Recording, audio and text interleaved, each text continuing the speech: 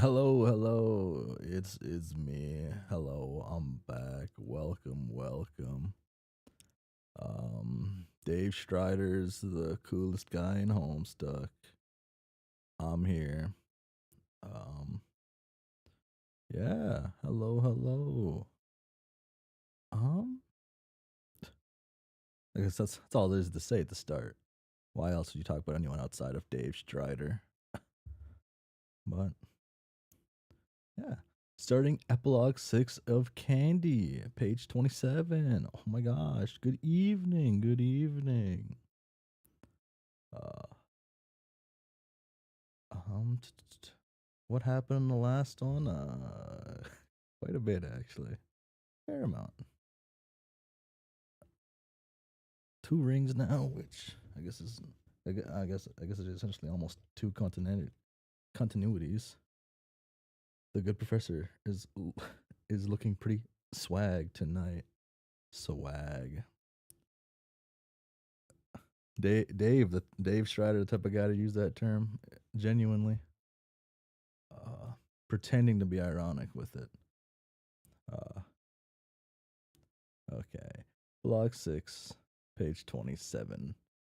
So, 10 years have gone by again?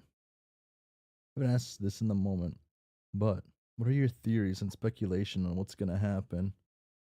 Um, fucking all the characters are going to meet their not their deads, they're like their alternate universe selves who are like 40 years older than them somehow. Calliope, alternate Calliope's like universe thing is going to be this like her almost like her not her plaything, but she keeps everything under control, so it essentially becomes her plaything.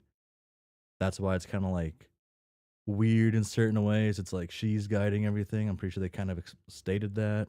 Um, yeah. Uh, but oh, then they did mention Dirk, so hopefully Dirk does become fairly important. Um, hmm. I still don't like fully. No, I assume Meat is a lot of like just doing heavy plot things, right? Just doing everything's just advancing the plot. Well, Candy kind of kind of doesn't really, but so when did Dave ascend your character tier list? Dave's always been there. He's always been there. Oh my gosh. Oh my gosh. It's always been there. It's now 2029 for Homestuck Universe, you think? I think it has to be more than that. Maybe not. Because what is it? They're 40 now, right? Because we did a 10-year time skip already. Right? We went from 13 to 23 to 30. So now we should be around 40 if we're doing a 10-year time skip. Candy is fluff fic, essentially. Uh One outside? No, no one's outside. Okay. What? Let's get into this. So 10 years have gone by. 2 minutes before midnight, a teenage boy crosses beneath the neon lights of the trollish slums, stepping quick and sure-footed atop the cracked pavement, as if this is a path he's walked many times. He's got on a coat 2 sizes too big and a brimmed hat pulled down to hide his distinctive bucktooth grin. Above him, Jane Crocker's face beams out from a holographic propaganda display reminding the populace that curfew is in 15 minutes. Scary. Oh. This boy would like to say that he's too cool and daring to care about curfew, but the sound of Jane's cloying, pre recorded voice rising above the noisy street sends an involuntary shiver down his spine. Luckily, the girl he's come to meet does not suffer from the same instinctive Jane based anxiety. She doesn't have many fears or inhibition inhibition inhibitions at all. About a block from where they usually meet, she swings out of an alleyway and yanks him in by his elbow. He lets loose a shrill, unmasculine noise right into her mouth before she shuts him up with a kiss. After a few minutes extremely novice makeout action, Harry Anderson and Vriska part, both wet mouthed and short of breath. Harry Anderson wipes off a bit of blood off the bottom of his lip. Vriska pokes him in the chest and hisses. Hisses. Oh. Okay. Wow. Already doing more than I guess. How old were these people in last one? These kids. Are they? It's 10. But they past 13. They're like 16. I don't think they're 20, right? Hmm. No, yeah, they have to be young. Well, proper teenagers. So Vriska and Harry Anderson. Uh, teenage. Huh. Feels nice seeing Vriska, but it's not Vriska. And that's what hurts. Hmm. Hmm. Hmm. Uh. Hmm. What took you so long? Hey, give me a break here, Vriss. My auntie has guards breathing down my neck day and night. How'd you get out this time? Harry Anderson rolls his eyes. He has beautiful eyes. He's a pretty successful combination of his parents' genes, all things considered. He's got his father's infectious grin, his mother's long eyelashes, and his auntie's unusually blue eyes. Fucking Gamzee. He was all like, yo, Harry, my dog, you go out and get yourself up a slice of that prime beef brisket. My one true homie. Love is what makes the motherfucking earth spin on its axis. That and being politically neutral, brother. Wow. Minus that last part, all right, Gamzee, all right. Prime beef brisket. Damn. His one true homie. Love. All right. This is pretty good.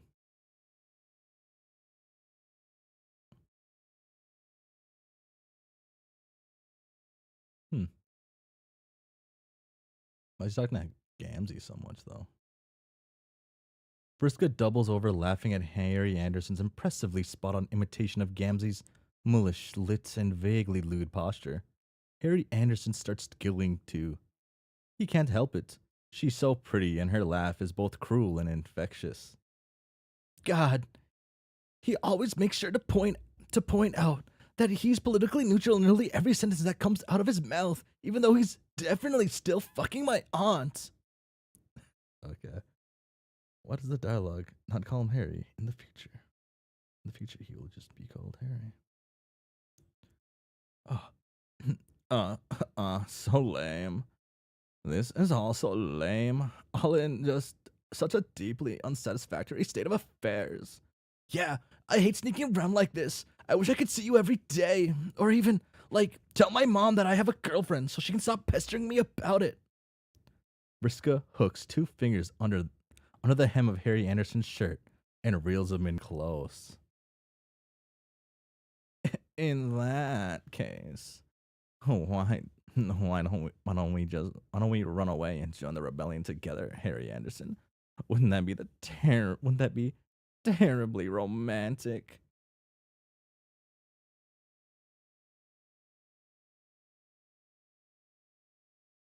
Uh oh, romantic? Romantic? They replace that A. So it would be romantic. 8? Yeah. Oh, that's weird. Unless she's like just super, super emotional and she fills in things with eights more. I guess that could be it too. We can be wild rebels in love, like Karkat and Mina. Isn't their story great? I get so inspired thinking about it. Oh, I don't know if I could pull that off, Riskum. I don't really have the, rebellious stature of someone like Karkat Vantis. He's extremely short in real life. I don't know if that's actually true.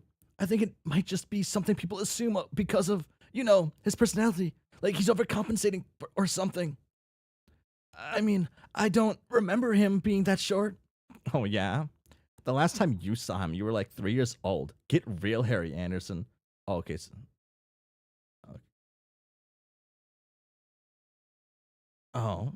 And when's the last time you saw him? Haha. Oh. Huh. Briska shoves Harry Anderson, not playfully.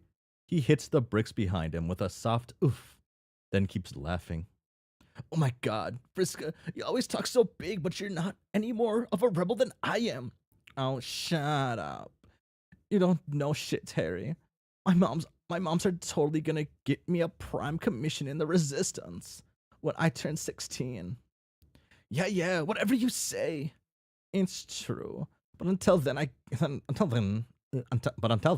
guess we'll never know whether it's an official fact that Karkat is short or not. Faked? Faked? Faked? Faked? Or is it just there? This is bothering me. I guess so. But anyway, I wasn't talking about his height. I was talking about the eye patch. I mean, I believe in troll rights and everything. Um, I should hope so. But not enough to lose an eye over it. Fucked, Harry Anderson. No. Briska snorts at him condescendingly. Don't be ridiculous, Harry. She pushes him up against the wall again and kisses him hard. If we really do end up absconding from our mediocre hot teen lives to become rebels, then obviously I'm going to be the one with the extremely dashing and sexy eye patch. uh, so weird seeing that.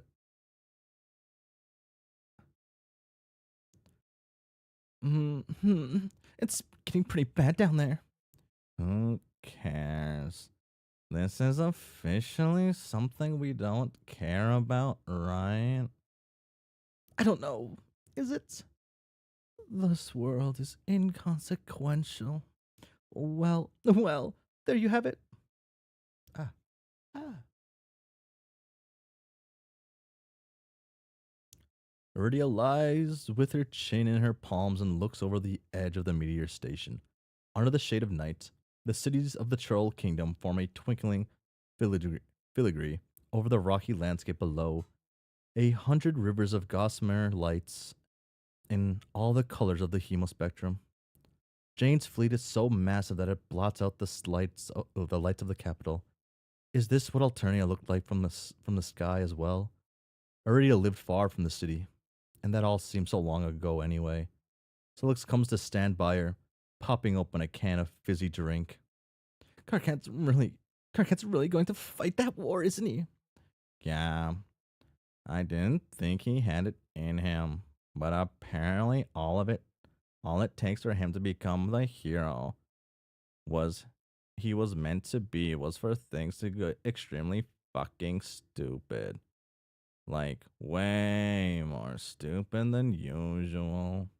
Yes, it really is too bad he's reaching this heroic hypothesis of his in a world that doesn't matter. Please, do not mistake the essence of my words for indifference. When I said that this world was inconsequential, I was talking objectively. We've moved far beyond the realm of canon relevance, but on a subject level, we can view this world as a glass bubble. Fragile, solitary, with a surface uncracked. The actions, struggles, and feelings of its inhabitants are certainly not inconsequential to them. While abstracted heavily, the fully freedom, oh, and fully freed from all forces of narrative gravity, these events still represent possibilities that slept within the hearts of all who reside here. Solix tosses Aradia a can of fizzy drink. She catches it without looking, cracks it open, and takes a long, refreshing sip of the hissing liquid. Hmm, in that case, I guess we should keep watching. On Earthsea, months go by at a breakneck pace. Damn. Teens fall in love and out of love and hate. Alliances change, revolutions fully germinate, wars commence. And somewhere within that mess, John Egbert is the best man at Jade and Dave's wedding. He lasts nearly 2 hours before he gets a ruinous case of the sniffles. The event is being held semi clandestinely in the mansion of one of Jake's wealthy television exec friends, staged as a reunion party for whichever one of his old, stupid television show people get nostalgic about these days. It's a smokescreen meant to throw the human government off the scent of political radicals like Rose and Kanaya, partying just 20 miles from the seat of power.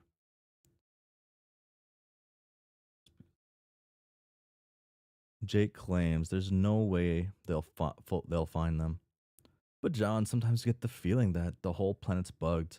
After nearly 10 years of unfettered mo- monetary interference in the upper echelons of the global homogeny, could something like this possibly fly under Jane's radar?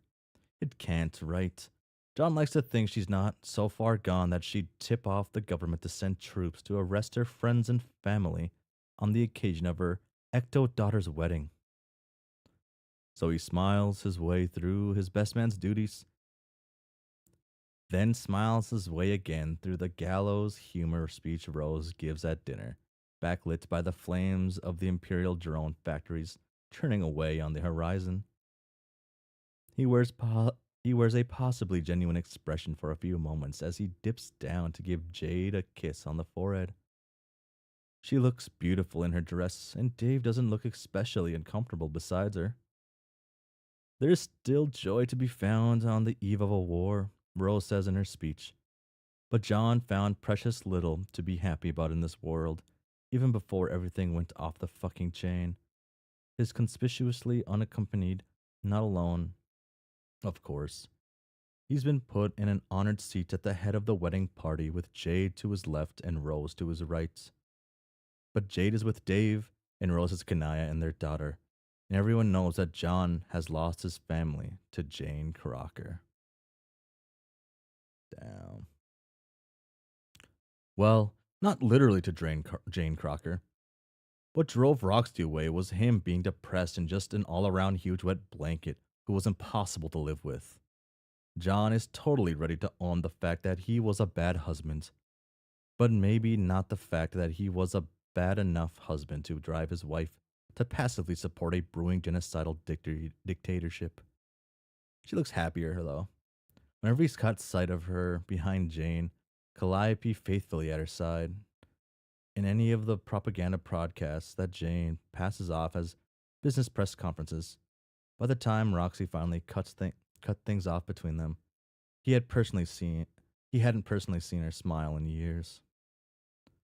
John has no idea how Harry Anderson is doing, but he's definitely caught Vriska texting him under the table when he got up to get another flute of champagne.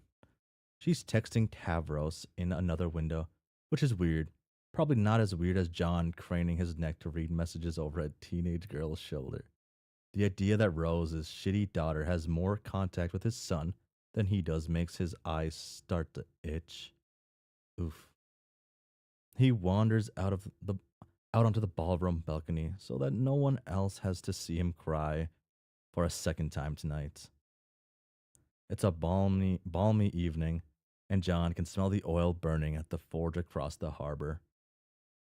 There's someone else occupying the balcony already, and it's not one of the party guests, a shadow standing with its back to the ocean, arms crossed, gaze fixed firmly on the ballroom windows. John takes a step closer and immediately recognizes Karkat's nubby horns and distinctive shoulder hunch. Of course. John snorts back his tears and jaunts forward with a jolly wave. Hi, Karkat. Karkat blinks and looks up, startled out of his thoughts. He's grown gaunt since John last saw him in real life. In his Alternian military fatigues and his admittedly bitchin' eye patch, he looks almost imposing, kind of dashing, actually. When he opens his mouth, however, he's just the same old Karkat. Hi, hi again, idiots. What are you doing standing out here alone like a creep? Karkat's frown gets deeper, and he picks at the red cording that runs down the breastplate of his uniform. I really shouldn't be here. Why not? You were on the guest list. No, I don't know. Maybe think about it for 10 seconds, John. John chews his lip, and thinks about it for 10 seconds. I guess this would probably be pretty hard to watch if you were still, you know, all heartbroken about it. I wouldn't say that I was still all heartbroken about it, but But John joins him at John joins him at railing and bumps his shoulder. Karkat groans and runs a hand down his face, obviously still a little all heartbroken about it. Commander Karkat, very good. It's just that breakups are hard and often have unexpected consequences that can linger for years. you're telling me, when my wife left me, she took an entire political faction with her. Those chess guys sure do love Roxy, don't they? Ugh, yeah. The Carapacian human alliance has been causing us nothing but pain, to be entirely fucking honest. But no one wants to be against the Carapacians. They're harmless.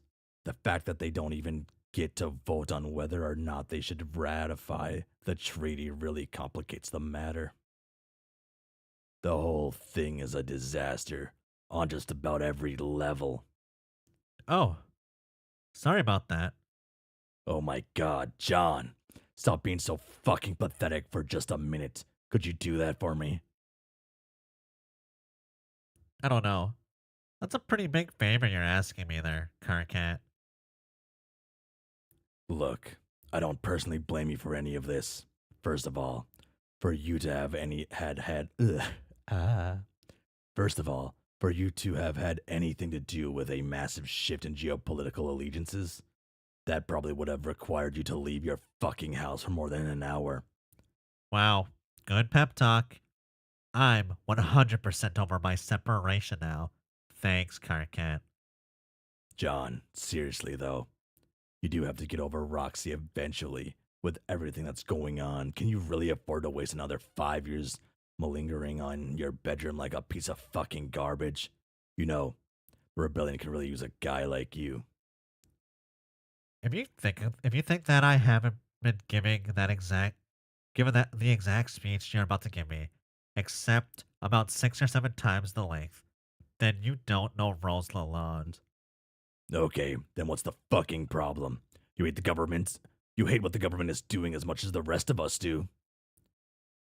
John turns around so that he can rest his elbows on the banister.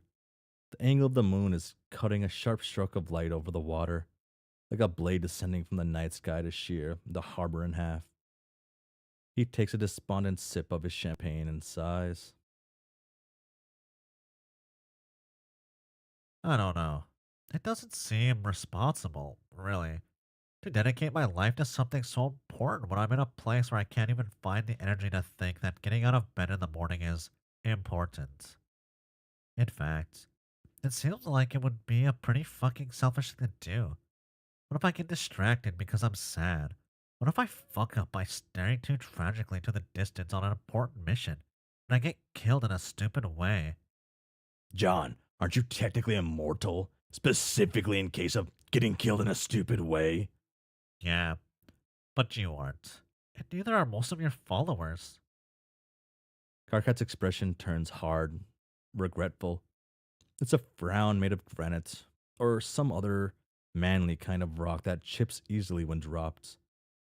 His one eye's glinting bright gold, reflecting the light from the party. He opens his mouth to say something, but is distracted by movement from inside the ballroom. Oh shit. Here comes Dave. I have to get the fuck out of here. He fumbles with something at his wrist and pops out a grappling line. Damn, he's like dope. With an unexpected smoothness, he hitches it over the edge of the balcony and leaps the railing in a single, elegant bound.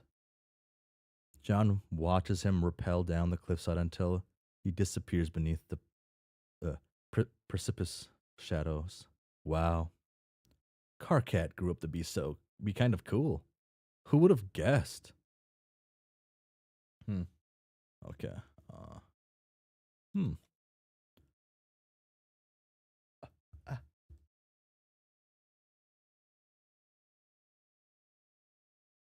Karkat. Wait, I'm typing in Karkat on my computer. Um, please don't be too loud. Please don't be too loud. Oh, they possibly get any stupider.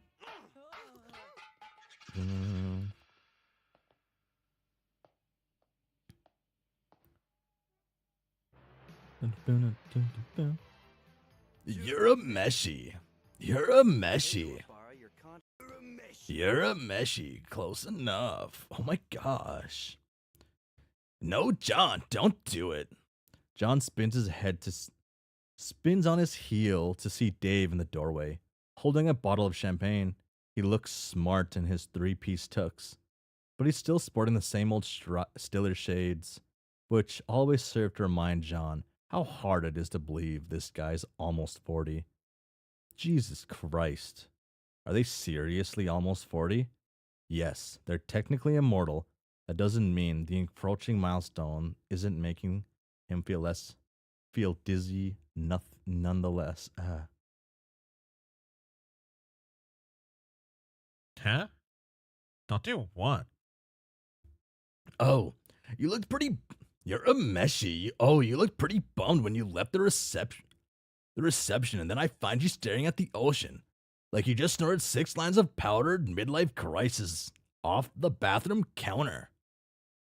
So I guess the joke was like, haha, don't literally commit suicide at my wedding, dude. Lol. Not to commit suicide at my fucking wedding is pretty obvious. But in retrospect, I guess it's not that funny. But seriously, John, don't kill yourself. I wasn't going to kill myself. I'd miss you and also would bum out Jade pretty bad, and I haven't so thoroughly hitched my star to that Yif train in case you haven't noticed.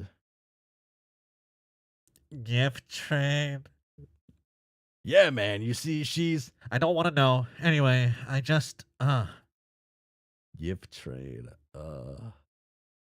John decides to probably better. John decides it's probably better not to mention what he was actually doing, and definitely not to mention who just rappelled off the balcony with alarming stealth and grace. appreciating how pretty the view is.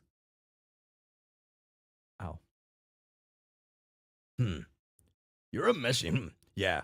I love the sight of the military industrial complex destroying the landscape in the evening.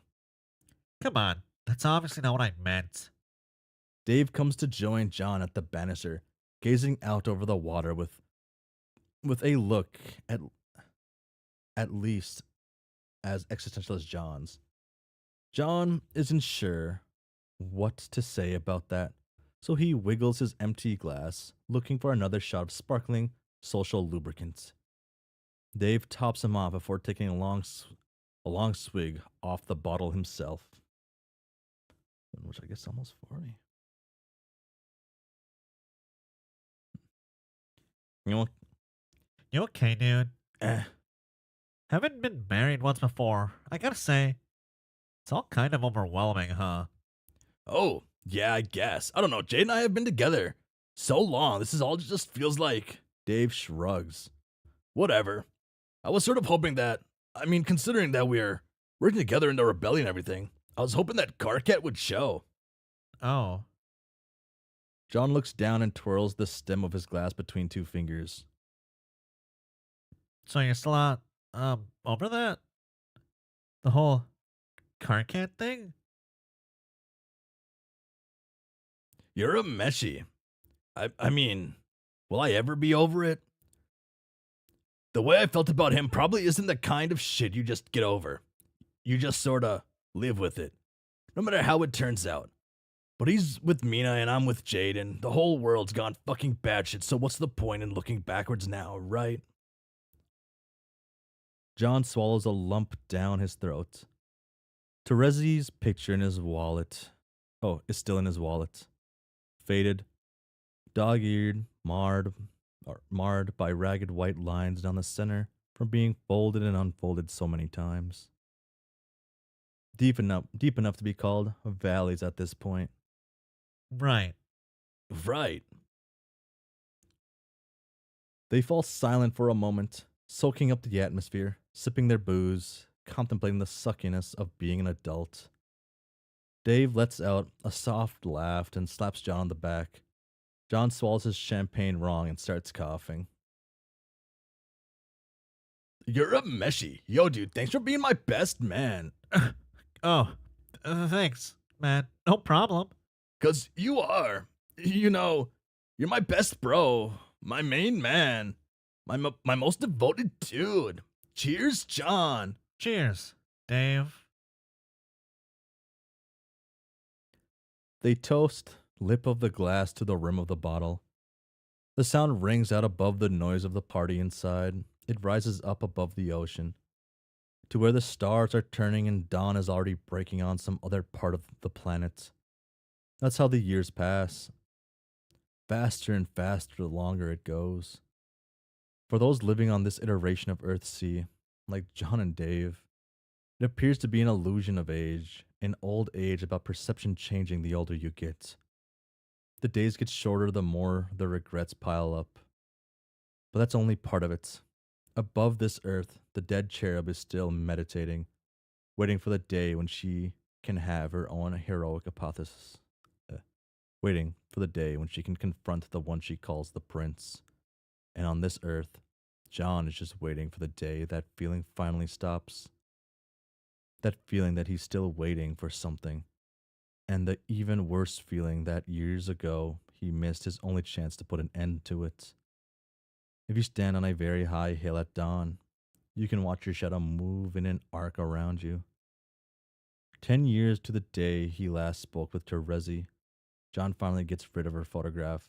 He stands at the top of a very high hill. Rip rips it into 6 pieces and lets the wind carry it away. Whatever else happens now, it doesn't matter. Hmm. Oh.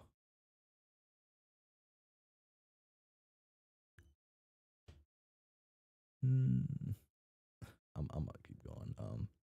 That being said, it's very rude, all things considered, for a Carcat to start a war on Harry Anderson's birthday.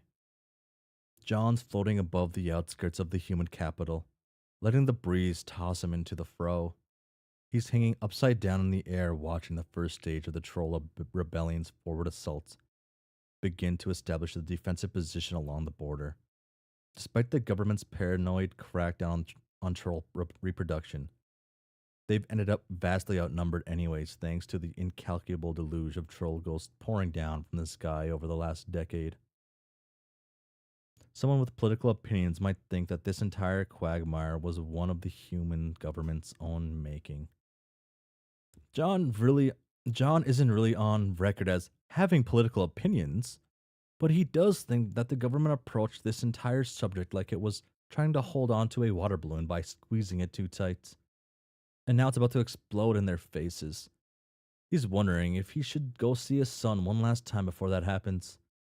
The battle is shaping up to be a pretty serious engagement, both sides armed to the teeth, with all modern military technology at their disposal: warships, laser guns, laser cannons, laser mines, laser mines. Would those be mines that shot lasers or lasers that tripped mines? John hasn't been keeping up with the recent innovations in weaponry, although he has noted that the lock industry has finally started to take off.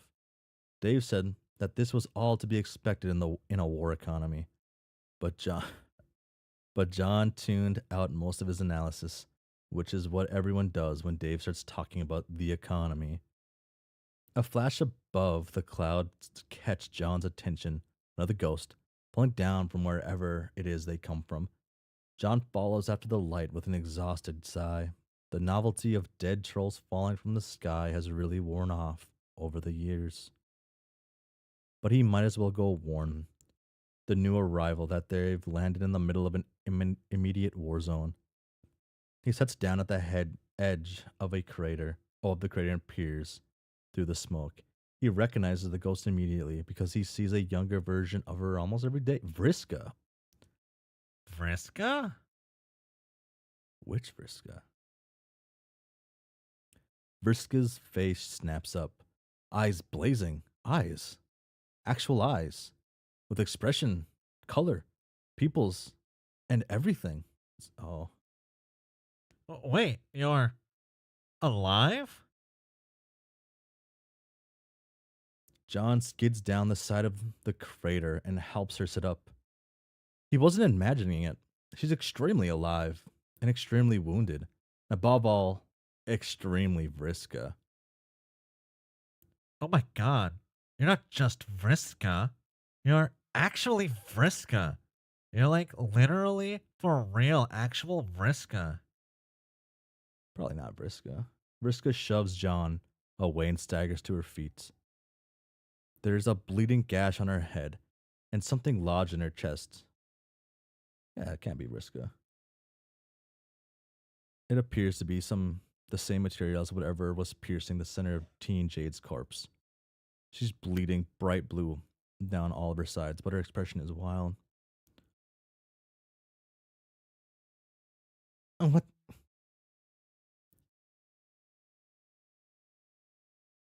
So this is wait. Okay, I guess it is Vriska then.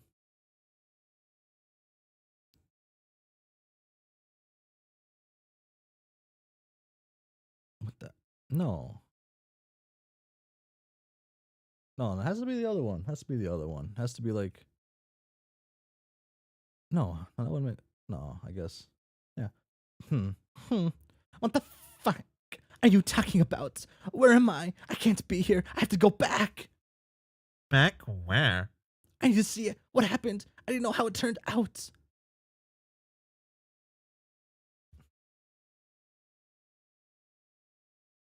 But, oh, how, what turned out? Vriska, you're bleeding horribly and talking total nonsense. We need to get you some help. So it's either like it's either their Vriska, like the kid Vriska in a different way, or it's our Vriska. But I can't remember how Vriska types. I guess I didn't think she used eights in this spot. In this spot, she whirls around and grabs John by the shoulders. She starts shaking him, voice cracking with crazed desperation. Because she was going crazy, she'd be way more bees in it, right? I need to go back. I need to see. I need to see. I need to see. Ah. What do you need to see, Vriska?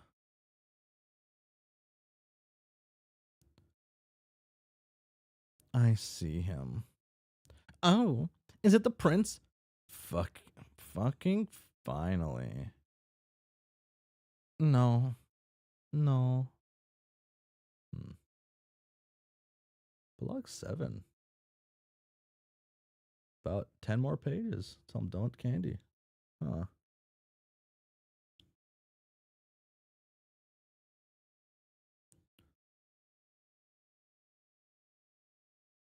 I, I could be post retcon Vriska, and she still could be dead. She could be dead as shit, really. But both my headphones and computer audio have gone haywire. If you get to hear anything, too bad. Headphones have gone haywire. Yeah.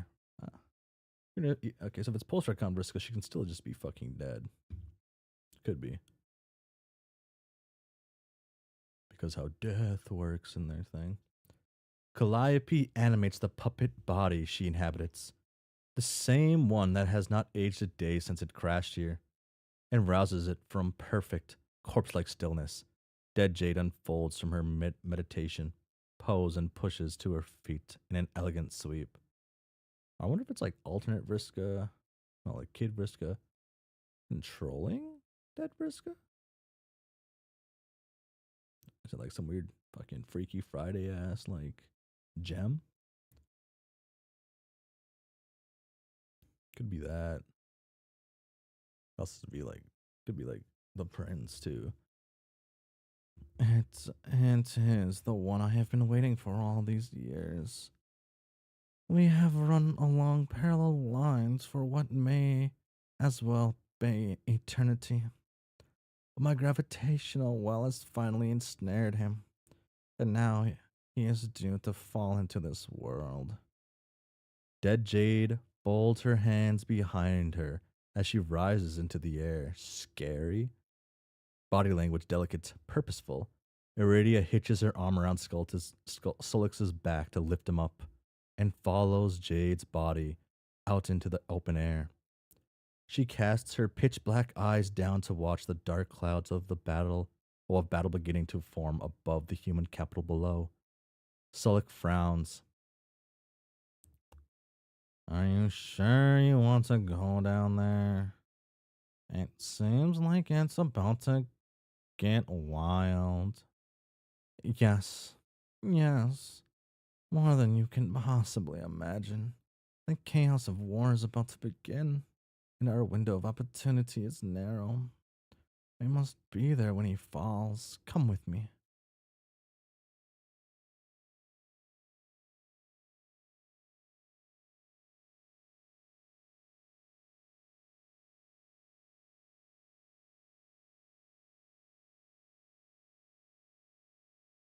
She gonna take over Lord English's body? If it is Lord English that falls? Huh. Hmm. As Jake traverses the length of Jane's ship, he suspects he has never carried more dread in his heart than he does in this moment. The burden of the call he just received weighs so heavily upon him that it's a struggle to propel himself each step forward. He wishes that someone else had gotten the news, but there's nothing that can be done. He has to be there for his wife, even if he knows saying what he needs to say will be hard for both of them. The doors of the ship's bridge slide open to permit him entry when he approaches.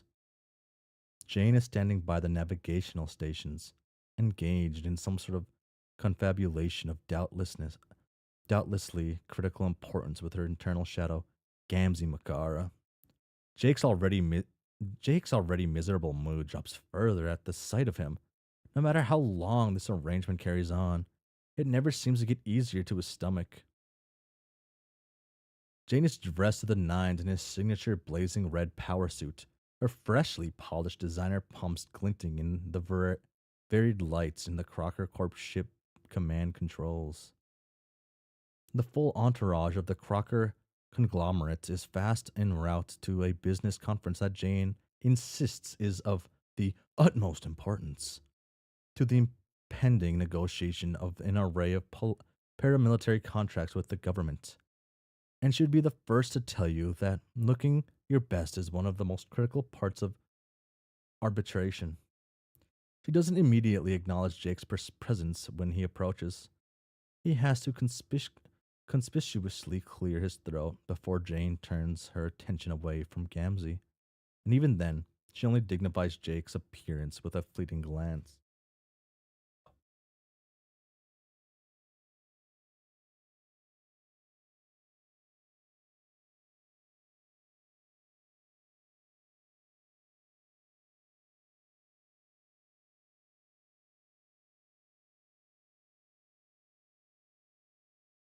Ah. Ah! Oh my god, it's my girl Jane. Ooh, wow. Wow. Lots happened in Candy Jane. Ooh. It hurts a little bit to call her my girl Jane, but it's Jane, I guess. Do you need something? Do you need something? Well, I have some terrible news, I'm afraid. What isn't, Jake? I'm rather preoccupied at the moment. I'm awfully sorry to bother you, but it's very important, dear. Is something the matter with Tavros? No. You might want to come with me to our quarters for this one. As I said, I'm a bit busy right now. Well, I just thought maybe it's best if you sit down for this one, my dear. My delectable honey bunches of oats. The jolly old captain of my crunch. My lovely wife, whom I love so much. Jane's face twists in annoyance. She's quite a bit shorter than Jake now, but the way she looks down on him makes her seem like she towers 10 feet above him. My goodness, Jake. What do you want? Can't you see right now? Right, I'm in. Can't you see I'm right in the middle of something? Just spit it out already. The whole bridge goes quiet at Jane's outburst. Everyone has stopped in the midst of their task to stare nervously at the altercation. The only other sound that penetrates the silence is Gamzee noisily slurping on the rubber nipple of his baby bottle. Jake swallows like he's in a cartoon. It's a big, loud gulp, a sound that instantly ratchets up Jade's annoyance. It's most of Jake's actions seem to do these days.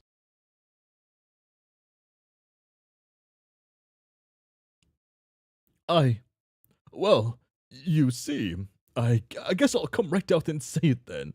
I just got news that your father has passed, Jane. I'm so sorry. At first, the words don't quite register.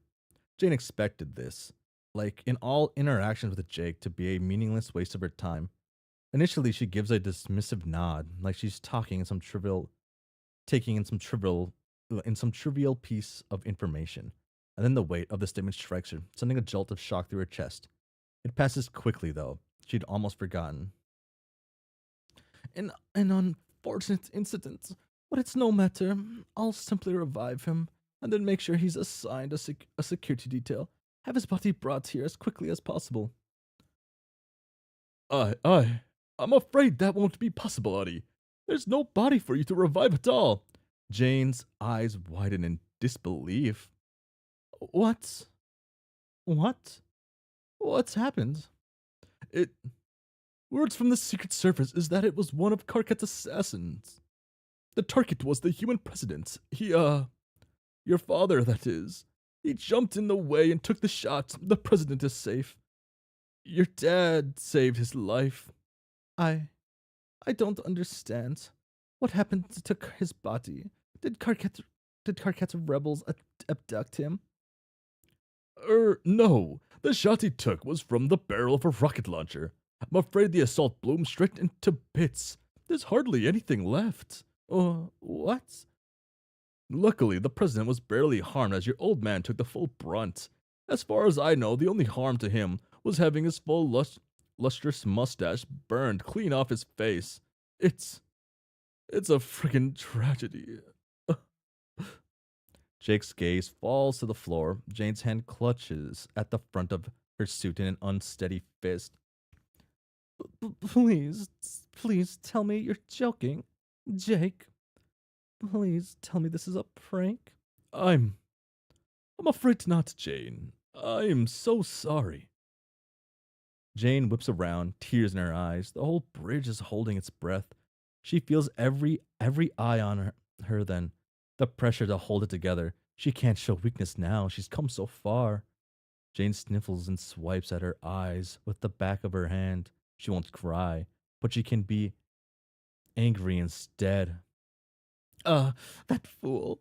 I can't believe that he would do this. How could he do this to me? Janie, the human president could be anyone, but my dad can't be anyone but him. Jake isn't sure this is the right or smart thing to do, but he chances it. He steps forward to place a confronting hand on Jane's shoulder. When she doesn't immediately tear herself away, he tentatively and slowly, like he's approaching a wounded animal, pulls her into a hug. Jane is too dazed to protest. She limply stares past Jake's, eyes unfocused. I don't know. Shh. Everything's going to be okay. God, I can't believe he's. Oh, but of course I can. He's always been so infuriatingly good. God, how stupid. This is stupid. I'm so stupid. How could I put him in such a dangerous position? Chief of staff. Anyone could have done that job. Why did I tell him to? My own father. Shush, JD. You did nothing wrong. Nothing wrong at all. You never have. I love you, Jane. We all do. Isn't that right, Gamzee? Yeah, man. We all and got plenty of love up in this bench from the big juicy J Sam. Gamzee turns to the bridge crew and gestures magnificently with his arms. Rivulets of milk are running down his chin. Honk if you love this big tinny biznatch. Whoop whoop. A petrified Paul falls across the bridge as the crew tries to figure out whether they're supposed to take this seriously or not. The comms officer shares a look with the engineer. The conning officer looks like she's about to shit her pants. And then they turn to the most pitiable stooge of them all for answers. Jake's eyebrows shoot up to his hairline and nods urgently over Jade's shoulder to indicate that yes, they should definitely do it at once. The bridge crew gives an unanimous honk. Jane sniffs and pulls away out of Jake's embrace. She turns back to the bridge and takes a forward step, stumbling slightly in her heels. But she catches her balance, fixes her posture, and slips back on a stony mask. All right, Jake. Get the president on the phone. It's clear to me that this is past the time for the military to strike, and I'll be giving that man a real piece of my mind until an appropriate counterattack is in motion. Obviously, the government's attempt to be gracious with the troll ilk have been naive and foolish. These rats cannot be negotiated with. They cannot be swayed by reason or appeals to peace and civility. The only thing that they want, the only thing that they have ever wanted since the ungodly inception of the disgusting, verminous species is bloodshed. And if that is what they truly desire, well, far be it from us to deny them.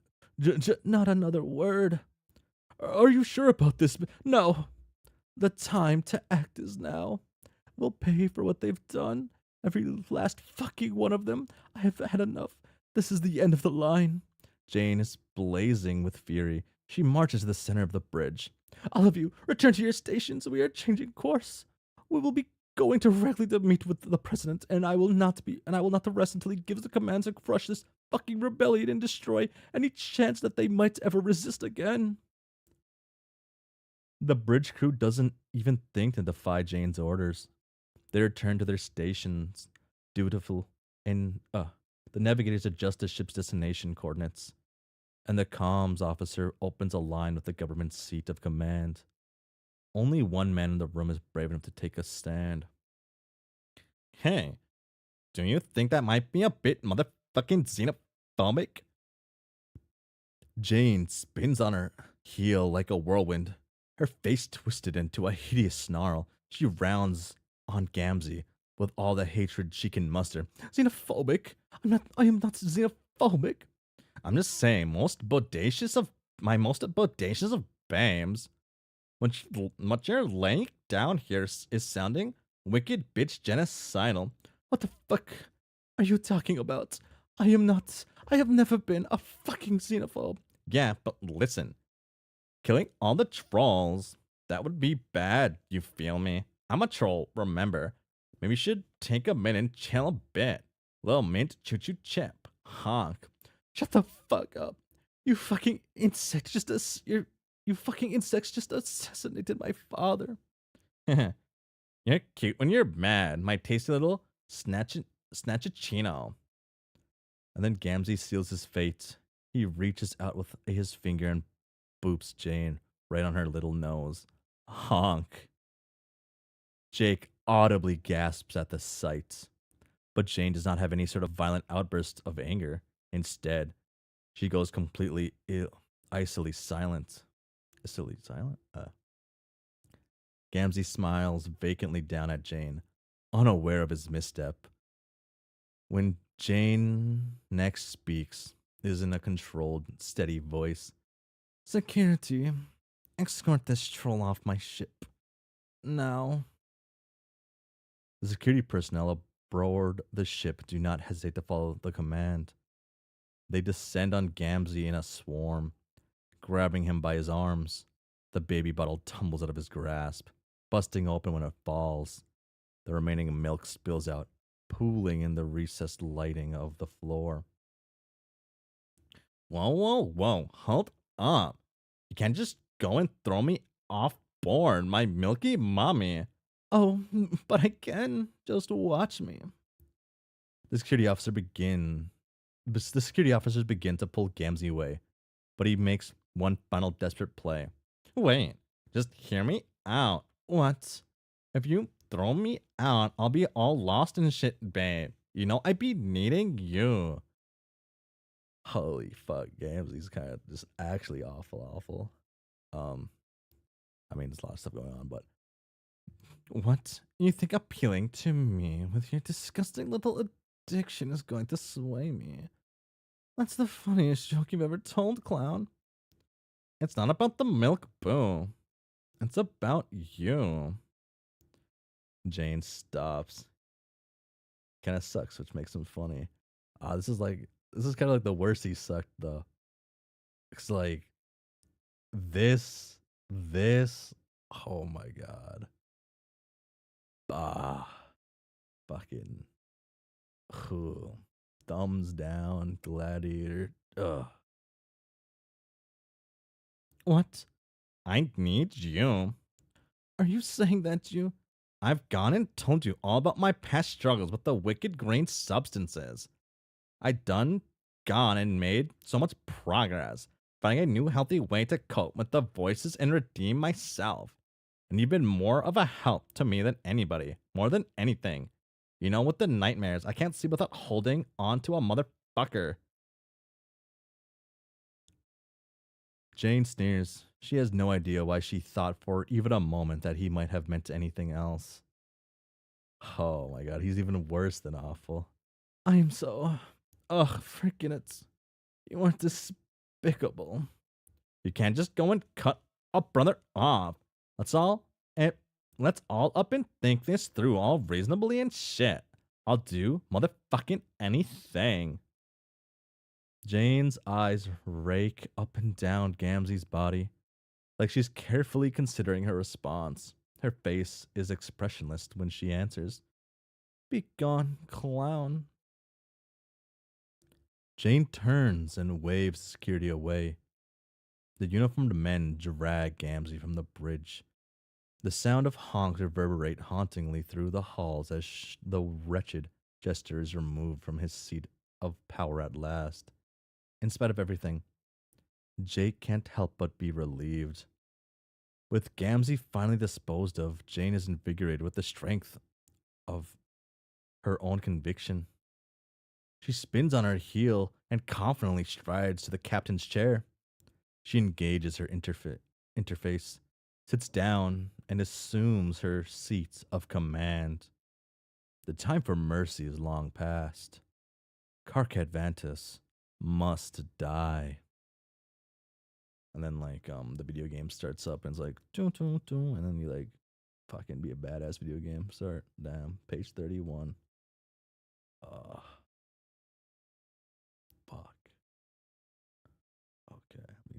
this. There we go. John, John, John, I need to see. How do I go? How do I get back? John looks up and down, looks up to see one of Jane's recon ships flying overhead. Aside from the encroaching fleet, the blue sky is seamless and calm. The hole that Vriska came through is already sealed up. Um, I don't think you can go back.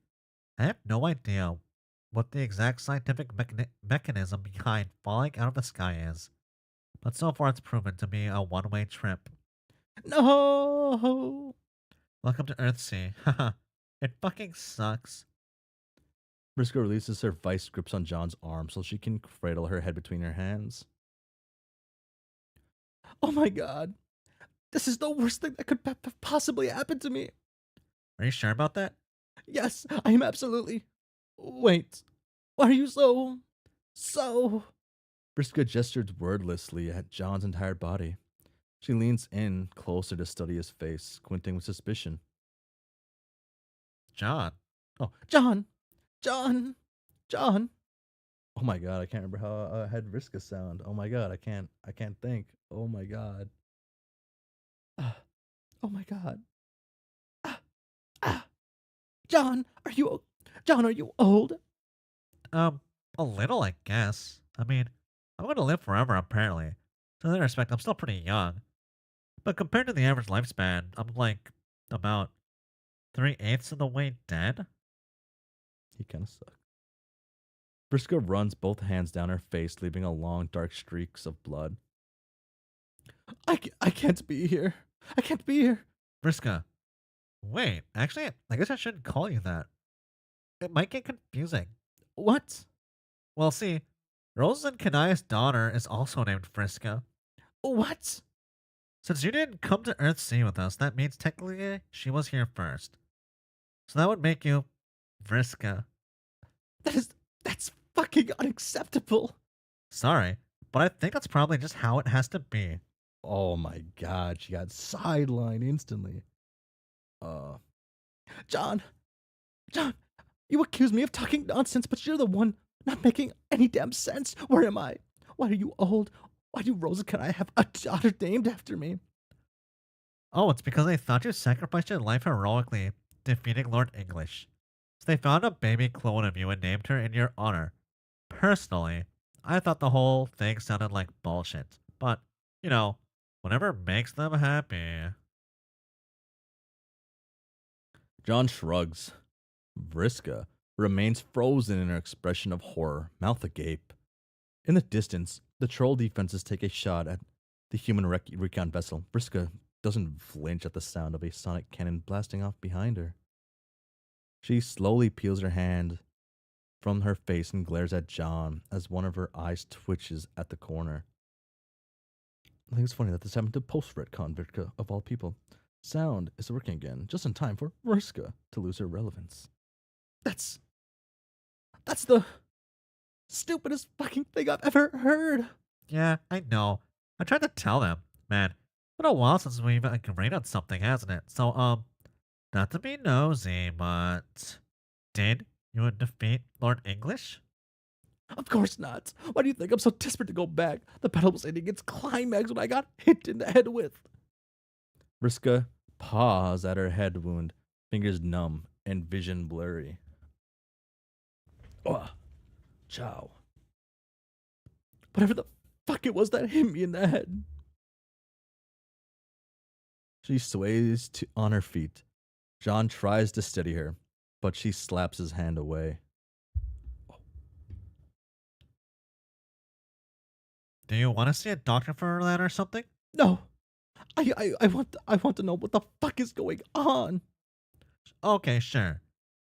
So, about 15 years ago, Jane started spreading all this xenophobic propaganda about trolls, and eventually she and her corporation became so entrenched in financial dealings with basically every societal institution with power on Earthsea that she became this unstoppable lobbying monolith that can more or less tell the government what to do. So now, she may as well be writing all of these xenophobic policies into law directly. Oh, Jane's a huge xenophobe, by the way. Probably should have started out with that fact. John, this story fucking sucks. Oh, and then Karkat had this really catastrophic breakup with Jane and Dave, so he ran off to spearhead a troll rebellion against the xenophobic government. To be honest, the rebellion was pretty lame in the beginning, but then, Mina, Mina, yeah, Mina, she followed this guy like you just did, and it helped him actually get good at revolutionary stuff. So now both sides are all maxed out with spaceships and weapons and stuff, and are on the brink of war. holy shit. That's even dumber than Rosa and I naming their shitty kid after me. Oh man, the kid is shitty. You have no idea. How the hell do you all fuck this up so much? Oh, that's my bad. You're bad. I made the wrong decision and totally blew it. How? I was supposed to fight Lord English, but I didn't. So now we've gone beyond, like, the event horizon of canon. What the fuck does that even mean? John sighs and sweeps an arm across the landscape. The sky darkens as the first of the troll fleet roars onto the front line. I don't know, really. Rose explained it all to me once, but I pretty much forgot what she said. I didn't actually think it was that important at the time. All I know is that of all of this is my fault. It's been turning around my head like this for a while, I thought. Why does everything here fucking suck so much? How the hell did we even make it from point A to point festering clusterfuck? It doesn't follow any kind of logic I understand or any sort of basic sense I have about who we are as people. And why. Why have we all ended up so unhappy and twisted up? I got everything I wanted. Everyone got what I thought they wanted, and that's just it, isn't it? The more I think about it, I'm the only factor that matters to anything. Whatever I did or didn't do just destroys reality's ability to, like, substantiate itself or whatever. Like, there's a bug in the operating system of whatever force in the world that regulates cause and effect. Everything's been unraveling. Nothing that happens makes sense anymore. And now I'm the only person out here who's even real at all. Wow, I've never seen a guy get his bulge all the way down his own swallow chute before. Wait, what? Good fuck. Do you actually think reality gives that much of a shit about you? Get real, Egbert. It's not like you're me. Okay, well, that's fair, I guess. Well, whatever it was that caused this, it's pretty obvious that all of this is just kind of dumb and fake, so don't worry about it. I kind of have to worry about it. About it, considering you just explained to me that I'm trapped here. That's fine. It'll all work out. Or it won't. Doesn't really matter either way. Vriska clenches her hands into fists so tight her nails draw blood and hisses out a long, vicious expletive. Ugh. Around her, the ground begins to shake as the human fleet of batter panthers roll out from the edge of the city and take position. Um, so we should probably get out of here soon, or not. We're both god tier, so as long as we don't do anything cool or evil, I guess we'll be fine and not permanently die. It's almost like the god tier rules were designed to reward us for being useless pieces of shit. I think I get it now. This is a pretty good joke, actually. Nice. Fuck! Oh, hey, that reminds me. Did you ever see Terezi out there? No. Why would I have seen Derezi? Didn't you go with the Striders to fight 600 versions of Jack or something? Well, yeah, but then later she went back out there to find you, Friska. She searched for you for years. I mean, years from my perspective at least. I don't know about hers. But we used to talk sometimes. It was fucked up about how sad she was without you. I don't even know what happened to her. The last time I talked to her, she thought she was about to die. For a long time, I liked to pretend that maybe you two found each other after all. But if you're here now and she isn't, that means, uh, who knows what it means. Wow, John, you sound pretty broken up about this. Were you in love with her or something? John laughs sadly. Well, I don't know. What does it even matter? Like everything else, it was just some more stupid crap that happened, which technically wasn't even canon. Oh my fucking god, I can't take this anymore. Vriska screams in frustration and throws her arms in the air. Her piercing voice can be heard over the roar of 100 war freighter engines. The bulk of Karkat and Mina's fleet has just arrived. Their ships are less sleek and imposing than Jane's, most of them having been scavenged, patchworked, and jerry-rigged. But they're numerous enough to blot out the sun when it coasts overhead.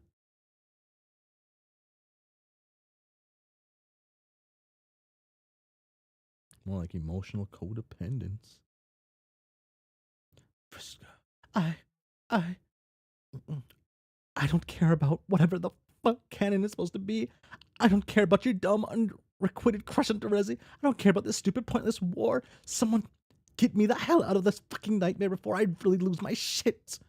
Wow. Hey, let's all calm the motherfuck down.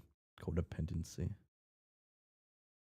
John and Friska both turn to see a gangly figure emerging from the dust kick up by Jane's tank platoon. Gamzee's hair is caked with dirt. His makeup is smudged and he's sucking on his milk bottle in the style of some smooth hombre in a spaghetti western mouthing a cigar. He tug he tugs the rubber nipple out of his mouth with a pop. The chalky, viscous milk forms a goatee of spittle on his chin. Ugh. Vriska. Oh boy, this scene. We've officially arrived at the worst part of Candy. Vriska, my main bitch. Long time no see. You seem all discombobulated there, sister. Just fucking beset with a poorly regulated emotion that causes a motherfucker nothing but pain. Now, why don't you calm the fuck down, take rips off this dope bottle of fresh titty dairy, then shoot the wicked shit about the good word. What happened? What just happened? I think is one of the funnier scenes, and now this scene is the scene everyone hates. The the good word. It be called redemption, motherfucker. And you gotta get that shit locked all tight in where your heart at to get your moral compassion compromise compress ugh, compromisations to chill the fuck up because I can't think of a single another motherfucker who could use the righteous dose of that sweet redemption right down the shame hatch more than Vriska motherfucking Circuit. Honk. Vriska casts a wide glare at the intruding clown with steely, merciless eyes. Slowly, she stalks towards him, her feet pressing so heavily in the soft earth she might as well weigh 1,000 pounds. Gamzee suckles at his bottle and beams at her with the complacency of a man perfectly oblivious to the one-way ticket to the world of shit his big mouth just bought for him. What the fuck did you just say to me? Oh, 32. Vriska. Vriska grabs Gamzee by the front of his shirt and yanks him down, her hot, furious breath brushing his disgusting face. Damn. I wish that was me. No. Well, maybe not no, but I said to you, you gotta chill, yo. It's time you get your redemption on. See, you got to make some motherfucking amends to your tragic backstory. My what? Honk. Vriska looks into his eyes. She beholds his serenade expression and the casual sag of his shoulders. His posture is so contemptibly flaccid. It's as if he's literally wilting. Her gaze travels to where his weird long fingers are wrapped around the curve of her shoulder. His hand is sticky for some reason. She notices a few strands of her black hair clinging to whatever heinous substance is coating his hand. It's an image so viscerally objectionable to her that she nearly vomits. She after all she's been through today, this is the goddamned straw. Her eyes fill with fury, with indignation, with vivid, radiating male- male- male- malevolence. Ugh. And then it finally happens. She just plain fucking snaps. Don't you dare! Briska clenches her fists together and slams them into Gamzee's nose, a brutal double axe handle right off the hook. His nose makes a crumbling sound like someone just stepped on a pile of crackers. He stumbles backwards, cupping his palms over his face to catch the gush of blood. Fucking touch me! Vriska grabs him under the armpit and delivers a European style uppercut with her bloody elbow. He expels a wheezy guttered honk. He comes out slowly, mournfully, like a broken bike horn getting backed over by the rear wheel of a hearse. Ever! She spins out from under his flailing arms and does a full 360-degree pirouette off the fucking handle to deliver a ruthless knife chop straight to the cartilage at the center of his chest, like a veteran butcher getting down to business. Again!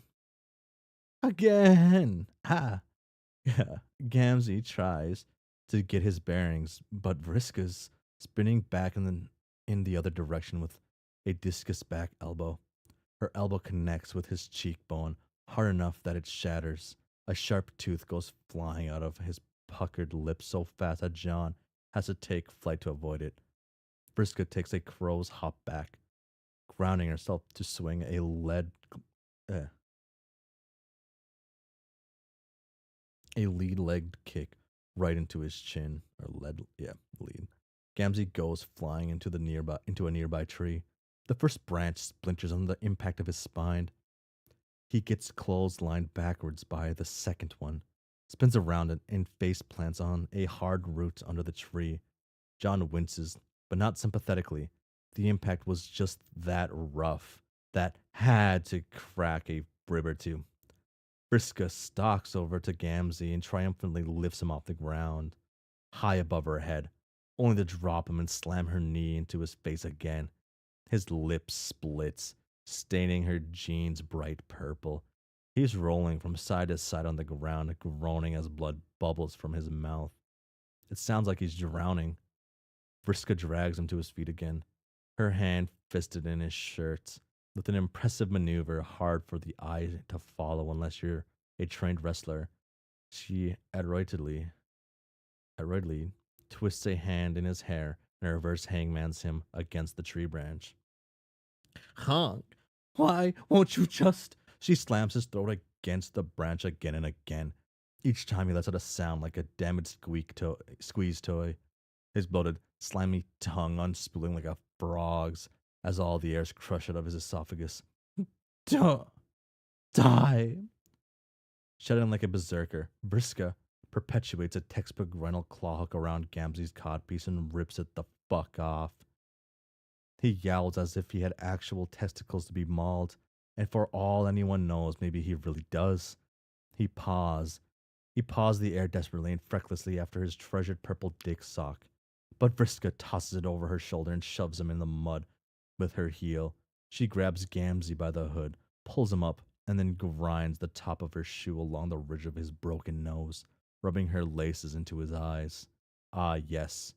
John pauses his wince to admire the good old bootlace eye rake.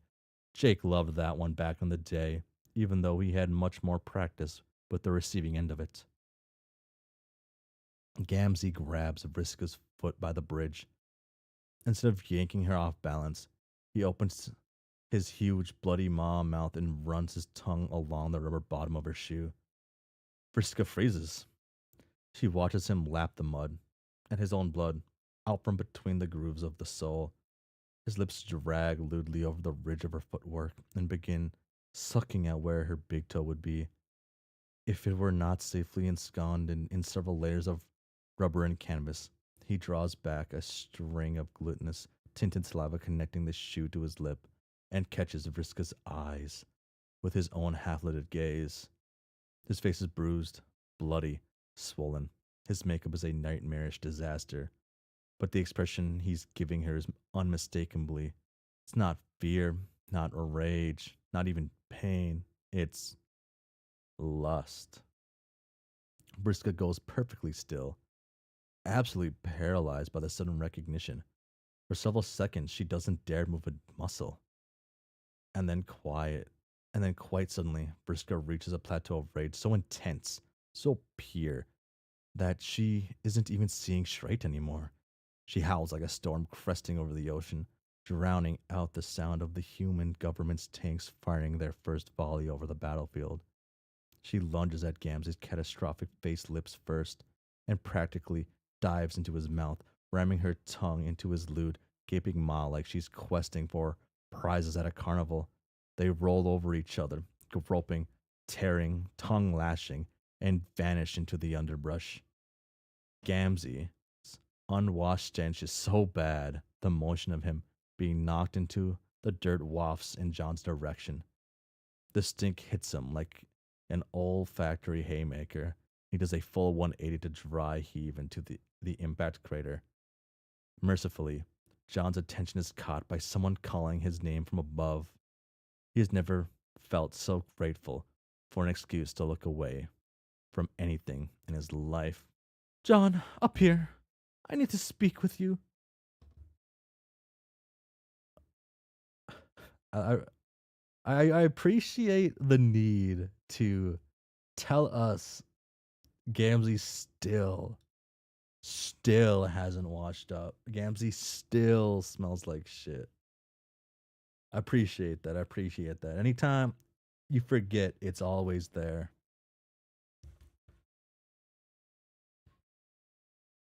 Damn. Uh,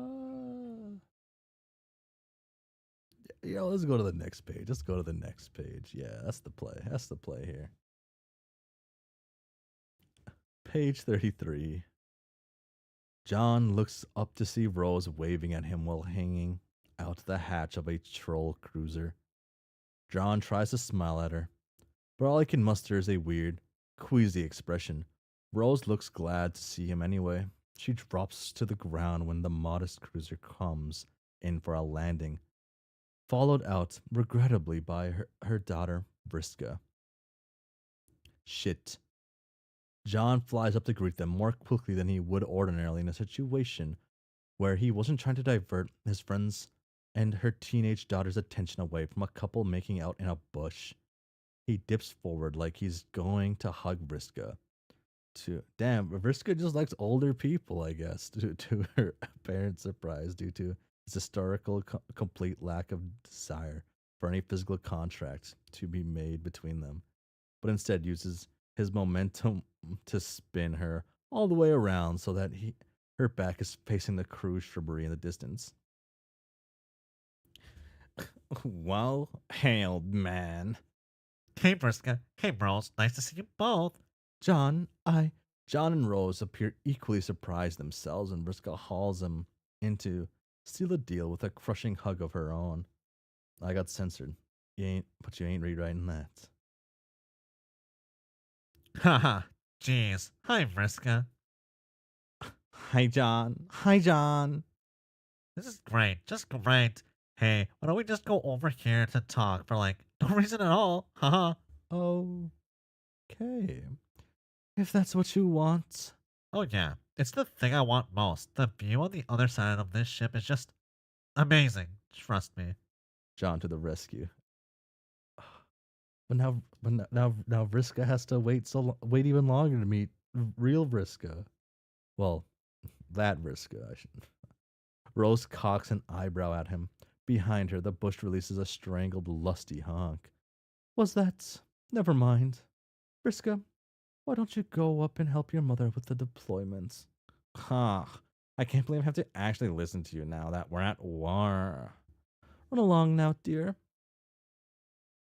Thankfully, Briska heeds her mother's command and heads back to the cruiser.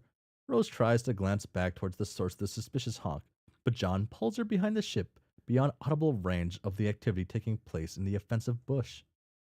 On this side of the cruiser, troops are departing, The hold in a single file efficiency, uh, efficiency,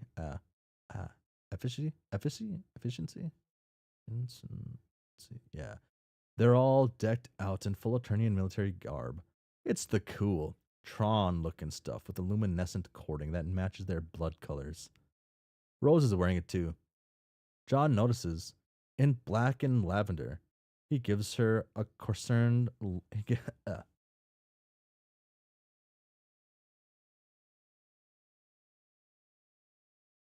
he gives her a concerned look up and down, then holds out his hands, palms up. So, I guess this war is really happening.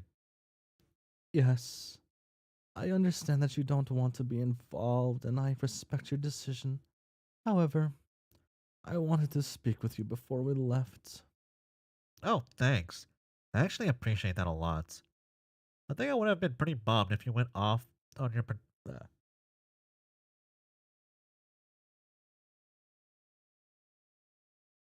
ow, ow. I think I would have been pretty bummed if you went off to your potential doom without saying goodbye. Now that I think about it, that's how this all started, isn't it? You were so sick that it looked like you were dying, and I was about to leave on a perilous mission. But now, here we are. It's almost like the circle of stupidity is complete. Rose laughs. John, don't be ridiculous. Nothing is complete, and there is no true ending or beginning in this scenario. Haha. Yeah, right. Because this is real life, right? I guess reading narrative relevance into a bunch of dumb and totally random events is kind of lame and childish. No, no, that isn't what I meant at all.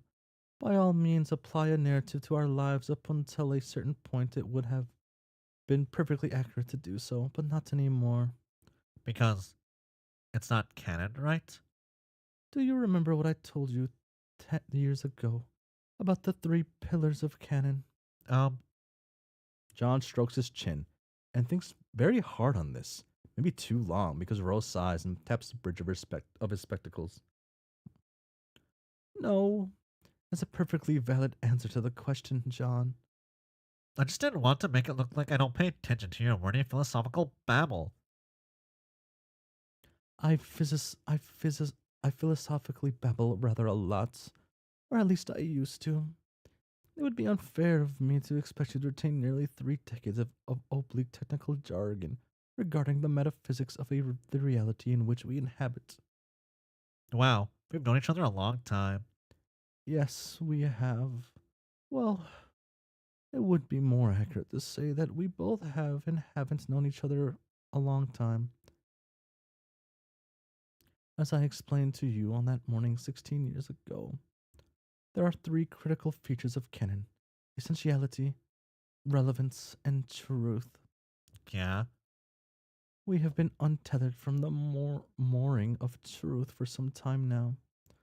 So, well, we, in our subjective experiences of conscious perception, feel in this moment that we have known each other for a very long time.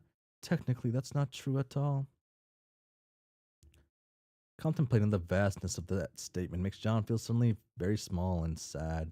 He shuts his eyes and runs a hand through his hair. Oh my god.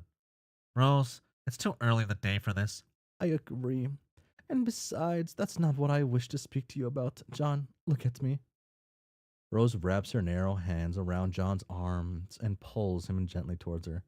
He cracks his eyes open to see her face glimmering in the late morning sun. Her eyes are glossy and bright in the gleaming light. I want to thank you. For. For what? Didn't I fuck everything up by not going to find Lord English? It's my fault we're living in this meaningless hell world where everyone's vaguely out of their minds. We're all about to go to war over freeing prisoners from the whipping cream camps. Oh, whatever. The war is just as irrelevant as everything else that's happened here in the last decade and a half. At least with a conflict, we have something to do, something to strive for and against, something to believe in. I'm thankful for that. But more than anything, John, I'm thankful that I got a chance to be happy. I never. Rose pauses meaningfully as the realization is falling into place as she says it. I never thought I would actually get to be happy. Rose, weren't you happy before? When you married Kanaya, when you got sick, when we were all together? Rose shakes her head. She brushes past John out toward the open field, away from the brewing battle. The land is so flat that it rushes out to meet the horizon uninterrupted for miles and miles. Rose's pale flame against the brilliant haze of a perfect earth sea morning.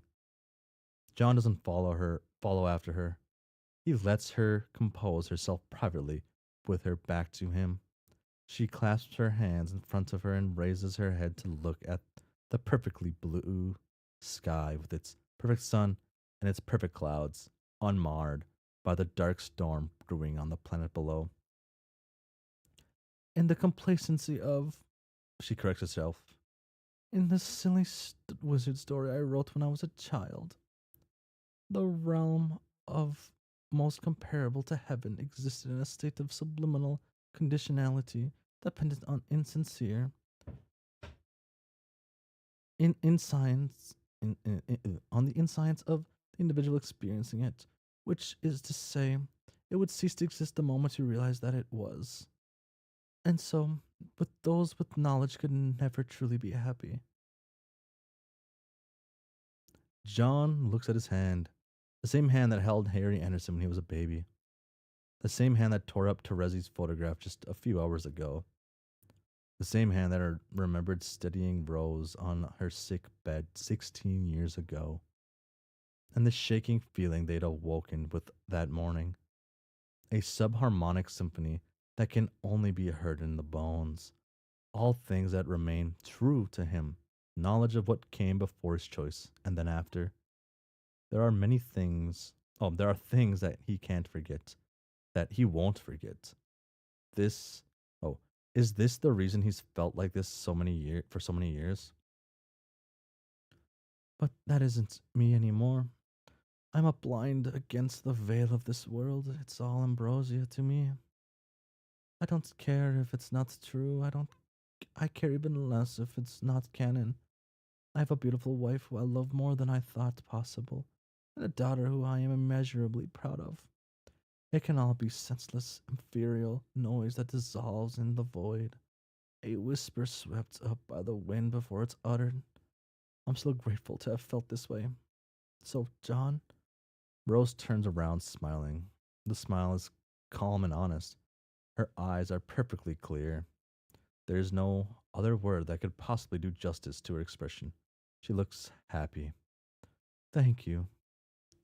She comes forward to give him a kiss on the cheek.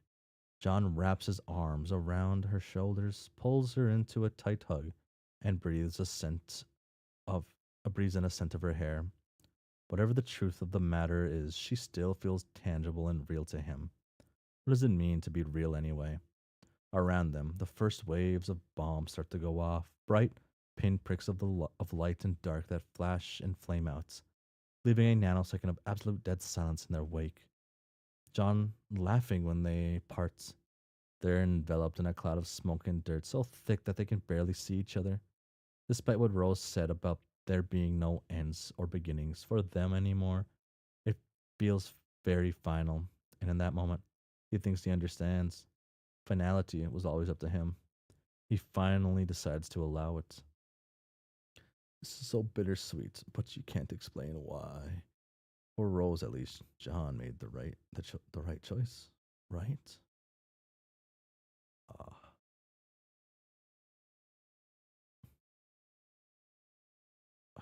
so, I keep thinking of Chainsaw Man while reading this a little bit, just because certain things happen in Chainsaw Man.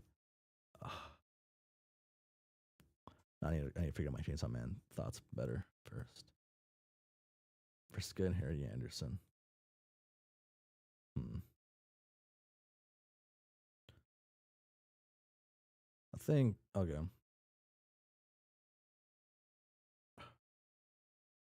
No, I can't. Hey, Harry Anderson, guess where I am? What? Who is this? I can't hear you. Riska cups her hand around the receiver of her phone and shouts over the artillery barrage. It's me, idiot. The hot babe you're lucky enough to have gotten to second base with. Oh, hi, Vriska. What's up? I implore you to guess where I am. Based on the horrible racket in this background, I'm gonna guess the battle outside the city. Haha, I told you my moms were going to hook me the fuck up with a sweet military commission. I'm officially in the rebellion, sucker. Uh, I'm watching the battle out my window right now. Are you sure it's safe for you to be out there, Vriska? I'd kind of hate it if you died before we got to third base. Yeah, whatever. I'm basically a mortal bitch. I'm gonna brace through here like a high money roller getting sweepstakes at the blackjack table. You should probably actually gamble once in your life before you try to make gambling metaphors, babe. Because that was dire. Ugh, excuse you, but Tavros totally snuck me into Uncle Jake's poker game last month. It was immoderately lit, but Tavros, yeah. Wait, are you still hate dating Tavros? Yeah. Why wouldn't I be? Oh man, he's so pathetic. Yeah, that's the point, Harry Anderson. How do you stand kissing him? He's so weird and always mysteriously sticky for some reason. Please tell me you haven't gotten to third base with him. A girl does not kiss and tell, Harry dearest. Oh, okay, well, as long as you don't touch me after feeling up his weird, clammy body. I'm not, I'm not going to get a chance to feel either of you up for a while, concerning I'm now an important baller in Karkat and Mina's badass revolutionary army. Oh, I asked if they could squeeze you in. They said they were just out of openings. Sorry, dude. LOL. Did you just call me to brag? What else is going on out there? Huh, who knows? Oh, your dad is here. What? I thought he didn't want anything to do with the war. Yeah, well, he says that, but he's here right now with my mom saying a bunch of gay shit to him. They're hugging and reminiscing about how old and sad they are, or whatever. Uh huh. What? I really thought that my father might come to see me for my birthday this year. Well, them's the Branks kid. Ooh. Man, you can be such a shitty girlfriend sometimes. Maybe. I'm inspired to be less I'm inspired to be a less than ideal mate sprite when I'm in the presence of weakness. Ever consider that? Unbelievable. Hey, I'm just fucking with you. Don't be such a baby about it. It's totally it's a total turn off. I'm sure your dad cares about you very much. Maybe chill out. Yeah, whatever. He's always getting all weepy whenever I talk to him anyway. I don't think I could have taken another round of him choking back tears while apologizing to me about what happened with me and your mother, Harry. I mean, God, he's not even fucking drunk when he does this. That might actually be the most embarrassing part. Yeah, LMAO. Now that you mention it, I think he's actually crying right now. I think I can overhear. Wait. Briska stops trying to eavesdrop on John's blubbering for a moment. She's distracted by another noise. No. She whips her head around to detect an all too familiar sound echoing above the post bombing silence. It's a sound that she knows from hard won experience can mean only one thing. There's a clown nearby. Ah, no. I I think I hear Gamzee. Gamzee? My auntie's Jane's Gamzee? Yes. Who else could I mean? It's around here somewhere. Okay, so Brisk is spades with Tavros and hearts with Harry. So, so what? I see him every day. He sucks. So what? He's like Jane's left hand man. No, he's neutral, remember? That's not how Commander Vantas feels. He says he's a total bastard, a traitor to his kind. Johan.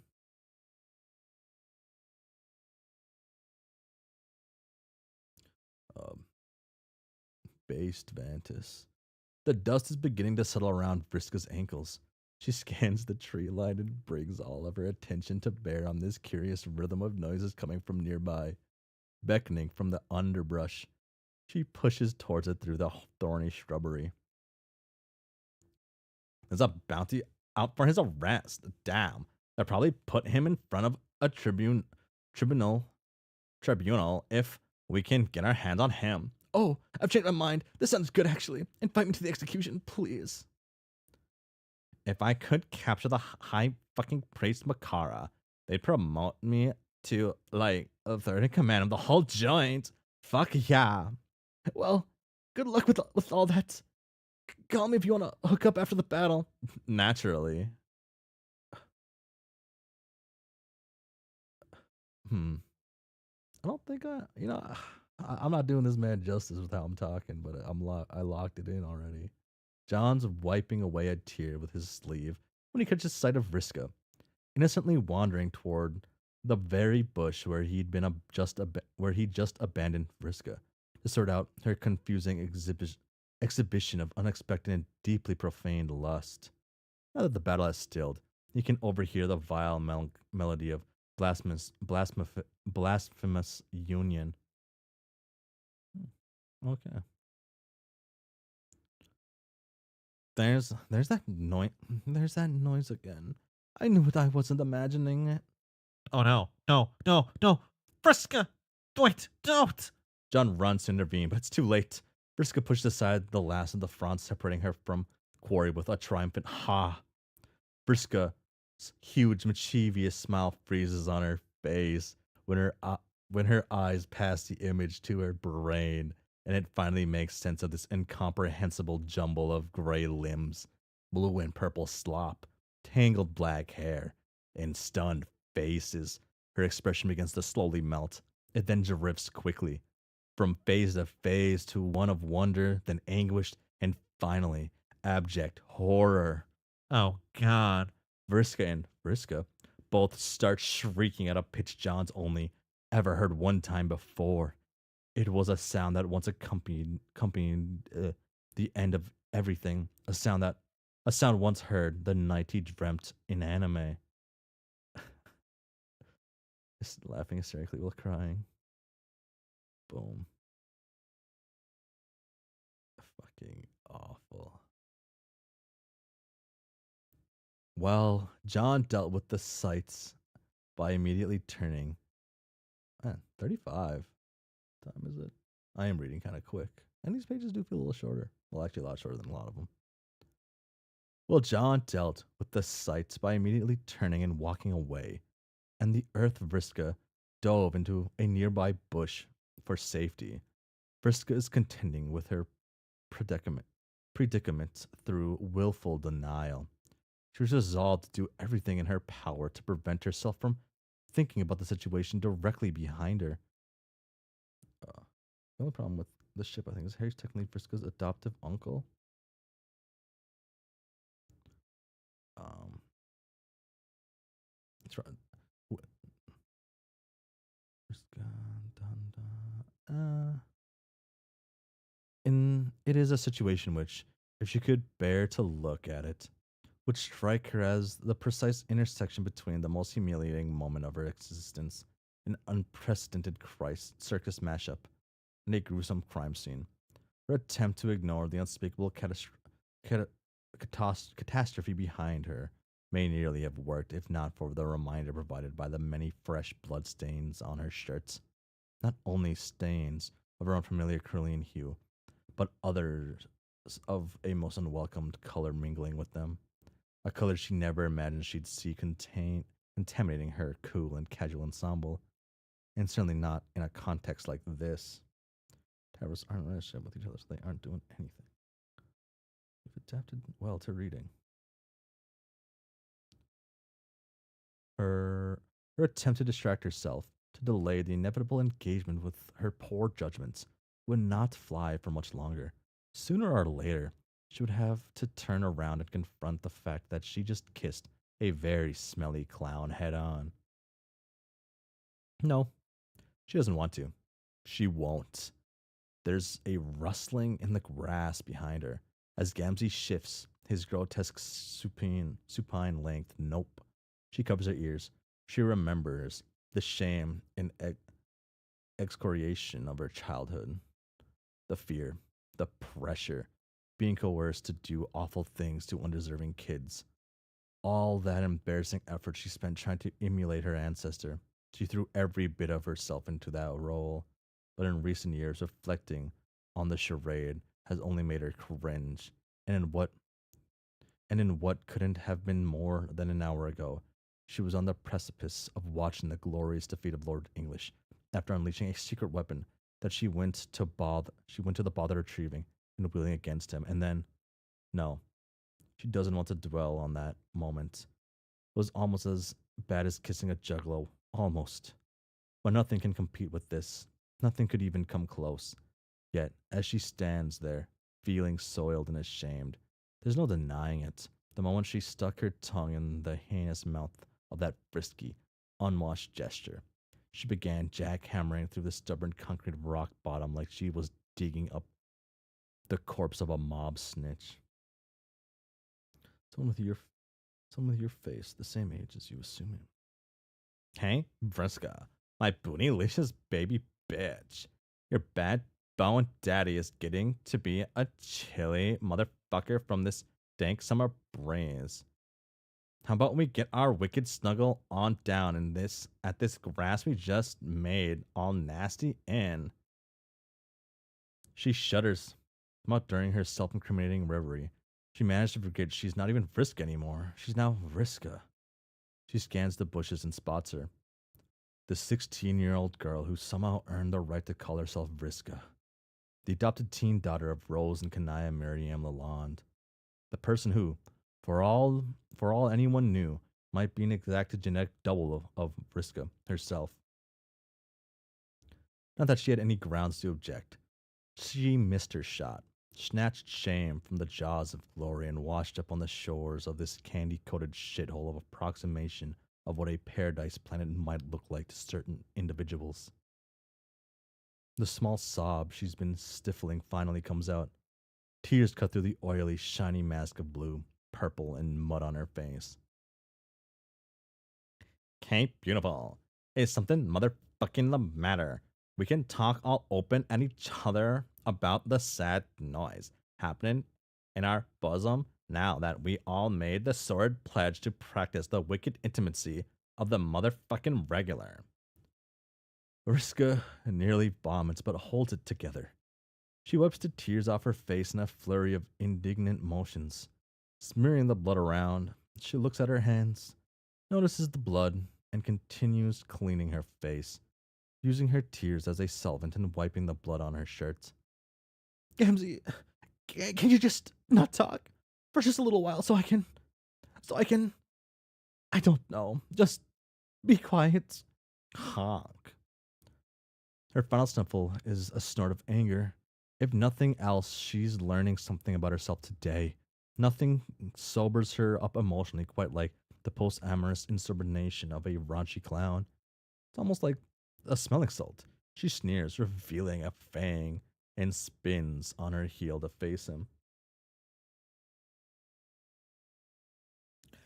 Did you hear what I Did you hear what I fucking said?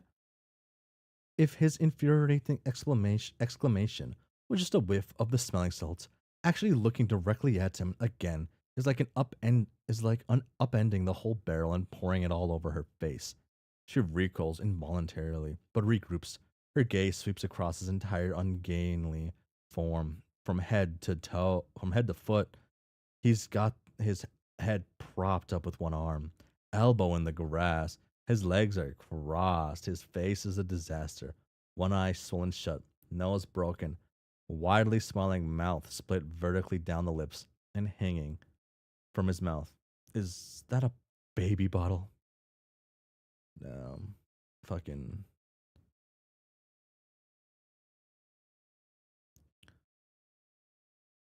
shit. He's posing stylishly a little bit though.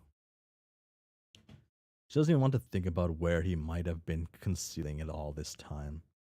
What sort of milk was that? It's another question she immediately wishes she hadn't just asked herself. She curls the other side of her lips to reveal both fangs now. She stomps forward, plants her left foot in the ground, and uses her right to punch the baby bottle clean out of his mouth, sending it flying several hundred yards to land just beyond a distant row of trees. The rubber nipple remains stuck in his clenched teeth, his face now coated with a good portion of the punted bottle's milk. Ah, mother, motherfuck sugar pus. My Nana nectar. Vriska.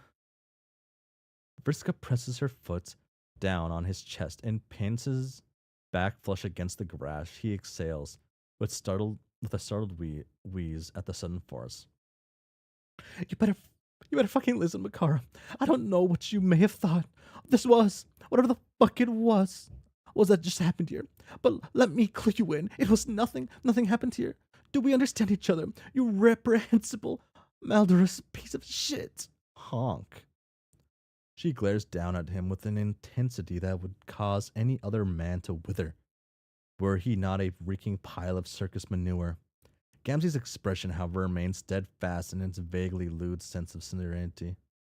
He simply gazes back at her, his smile slowly broadening. The milk seems to be mixing with the blood on his face, slightly lightening the tint of purple. She hears a faint digital clicking somewhere. What is that? It seems to be coming from just behind her. She turns around. What the fuck do you think you're doing? At the end of his long, outstretched arm, his hand is working a smartphone. He's smearing blood on the screen as he's typing a text to someone. Even at a casual glance, Vriska can tell he's going to bother in alternating capital and lowercase letters in texting, making it take more than twice as long. Somehow, this makes her even more pissed off about it than if he were just broadcasting their snogging fiasco without using the typing quirk. I got to fucking tell my number one Inferno brother about all what just got dead. He and I aren't as tight as the boys we used to roll as, but he should get his kick on about what a highly unanticipated yet bitchin' piece of hot and heavy horseplay I just made to partook.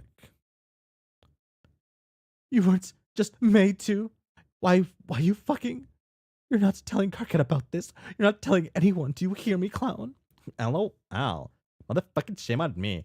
Failing to recognize up sooner for how cute you are when you're angry. Now, why don't you come all settle your wrecked up wiggler ass down here with your salty new rumpus uncle so I can snap some motherfucking selfies.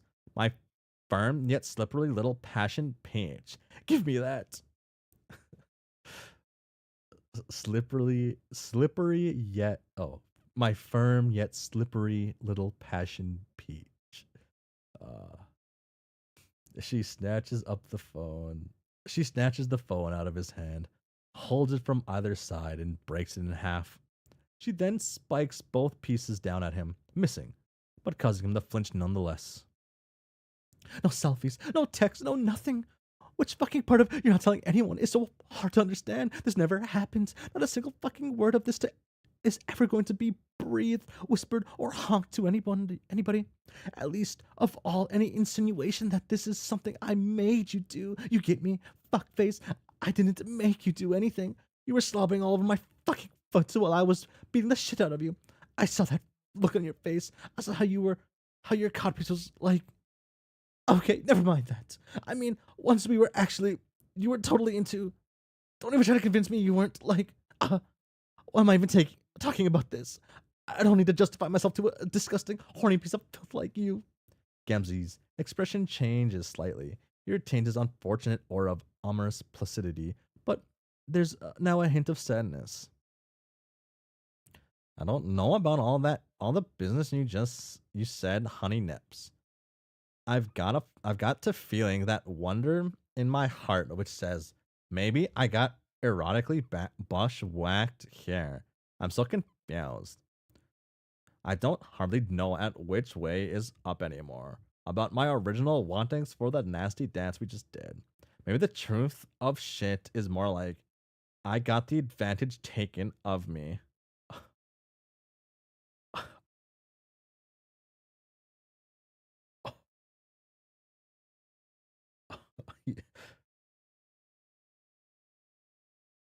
Okay, okay. Riskus. Riskus. Face contorts with rage. You son of a bitch. This was consensual. If anyone didn't consider this horse show, it was me, retroactively. Oh. Vriska, I got to motherfucking say, this whole experience has left a motherfucker feeling a little bit uncomfy.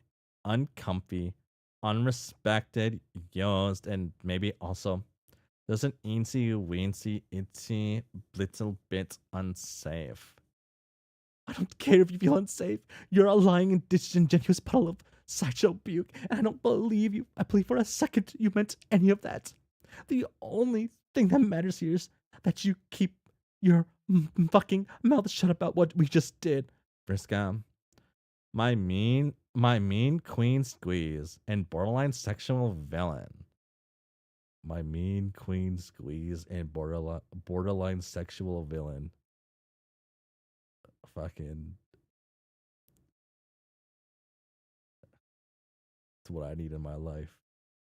I got reasons of self protections against your problematic hollers that I should keep the wicked shit zipped. Just like you say, tell it to me fucking straight, Turbo Tush. Do these look like loose lips to you? If Vriska were to be honest, Gamzee's swollen, battered mouth was just about the most structurally incontinent feature she's ever seen on a person's face. That limp, floppy maw couldn't keep a cantaloupe secure, much less a secret. She drops down and straddles him in a way that is unmistakably non-amorous, amorous, even to an extraordinarily obtuse Randy Juggalo. She puts her shaking hand around his neck and grips tight. She positions her face inches from his, hissing hot breath through her clenched teeth. No one is going to find out about this, you fucking bastard. No one will ever know, so help me God. Briska is so furious. She has no way of pinpointing the exact moment her intent stopped being intimidating him into silence and started being guaranteeing his silence forever. She knows this imp, imposter, was never a real god tier imposter. Yeah, yeah. She's always known, just like everyone else. Once he's gone, he'll be gone for good. She just needs another minute. Her grip grows tighter, and she feels the throbbing pulse beneath her hands gradually subside. His arms flail, grabs at hers, clutch at her wrists. He's alarmingly strong, but at this particular moment, not as strong as her. And then she lets go, his face frozen in a repellent mask exhibiting the perfectly undetectable difference between terror and ecstasy. He's dead. Vriska exhales forcefully, staggers to her feet, shaking. She backs up a few steps, studying the corpse. If her body language signals any remorse or sadness, the witness in the bushes certainly can't tell. Imp. Oh shit, Vriska had already forgotten about her, somehow. Her stylishly dressed teen duplicate, who surely just witnessed not only the original feat of debauchery, but all the compromising activities which followed as well. Briscoe would probably need a few words with her. Uh, um, Briscoe stands up slowly from the bush, obviously trying not to look at the lifeless clown. She puts a hand behind her head and seems to be casting about desperately for the right thing to say during such a moment. But soon it's clear she's given up. Vriska doesn't blame her.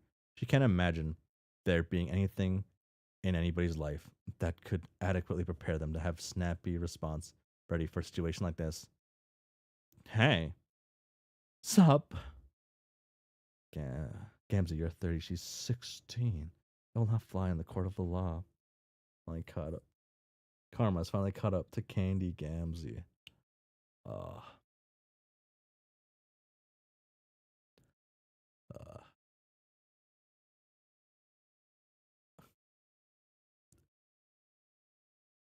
that was a that was a thing.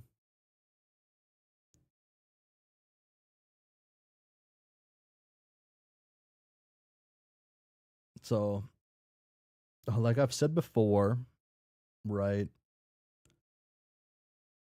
Pre-retcon Vriska is the better Vriska. Still is like just is. I mean, real Vriska, whoever this this one is, like lame. The other one so much cooler. Oh my god, Candy 35.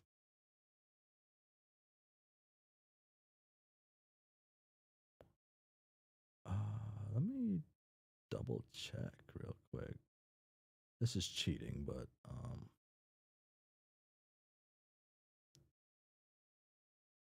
I'm almost at the end. I wonder I should probably finish this next week. Hmm.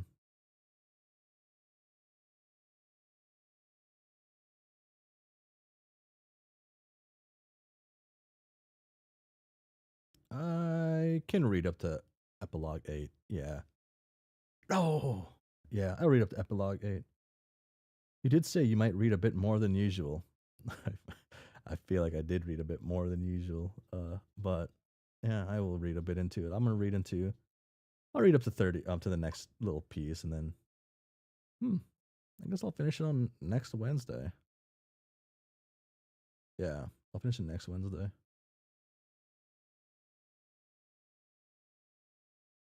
Yeah, that sounds right. Okay. Oh, all right. It's like stuff that's like recently like happened in Candy that I low key just don't want to like mention kinda, but that's me. That's me. Um, the moment John caught a proper glance of Briska and Gamzee going at it in the bushes, he was done. He simply had no further capacity to deal with any of it. He just fucked off. A few hours of aimless wandering through the sky brought him back here. That's it. Damn, he just left. Fucking damn. He hasn't lived here in years, but it feels exactly as it had when he last left it. It's like no time has passed at all. John leans back in his dad's desk chair, stares at the ceiling, and listens to the war. The steady drone of weaponized airships above has become so commonplace in everyday life that he barely even notices it anymore. But now he focuses, trying to pick out the individual sounds. No matter how hard he tries, he can't tell which ship belongs to which side or how many there are. He doesn't know whether they are coming or going. Rose, Kanaya, and their daughter are probably up there somewhere by now. Stick around for that shit show. I mean, would you stick around for that shit show? Um,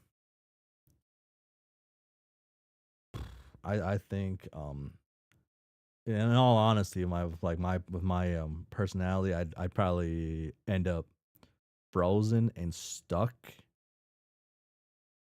in that vicinity of that shit show with the inability to move.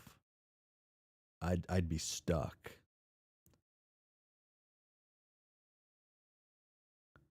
Wait, where was I at? Drones.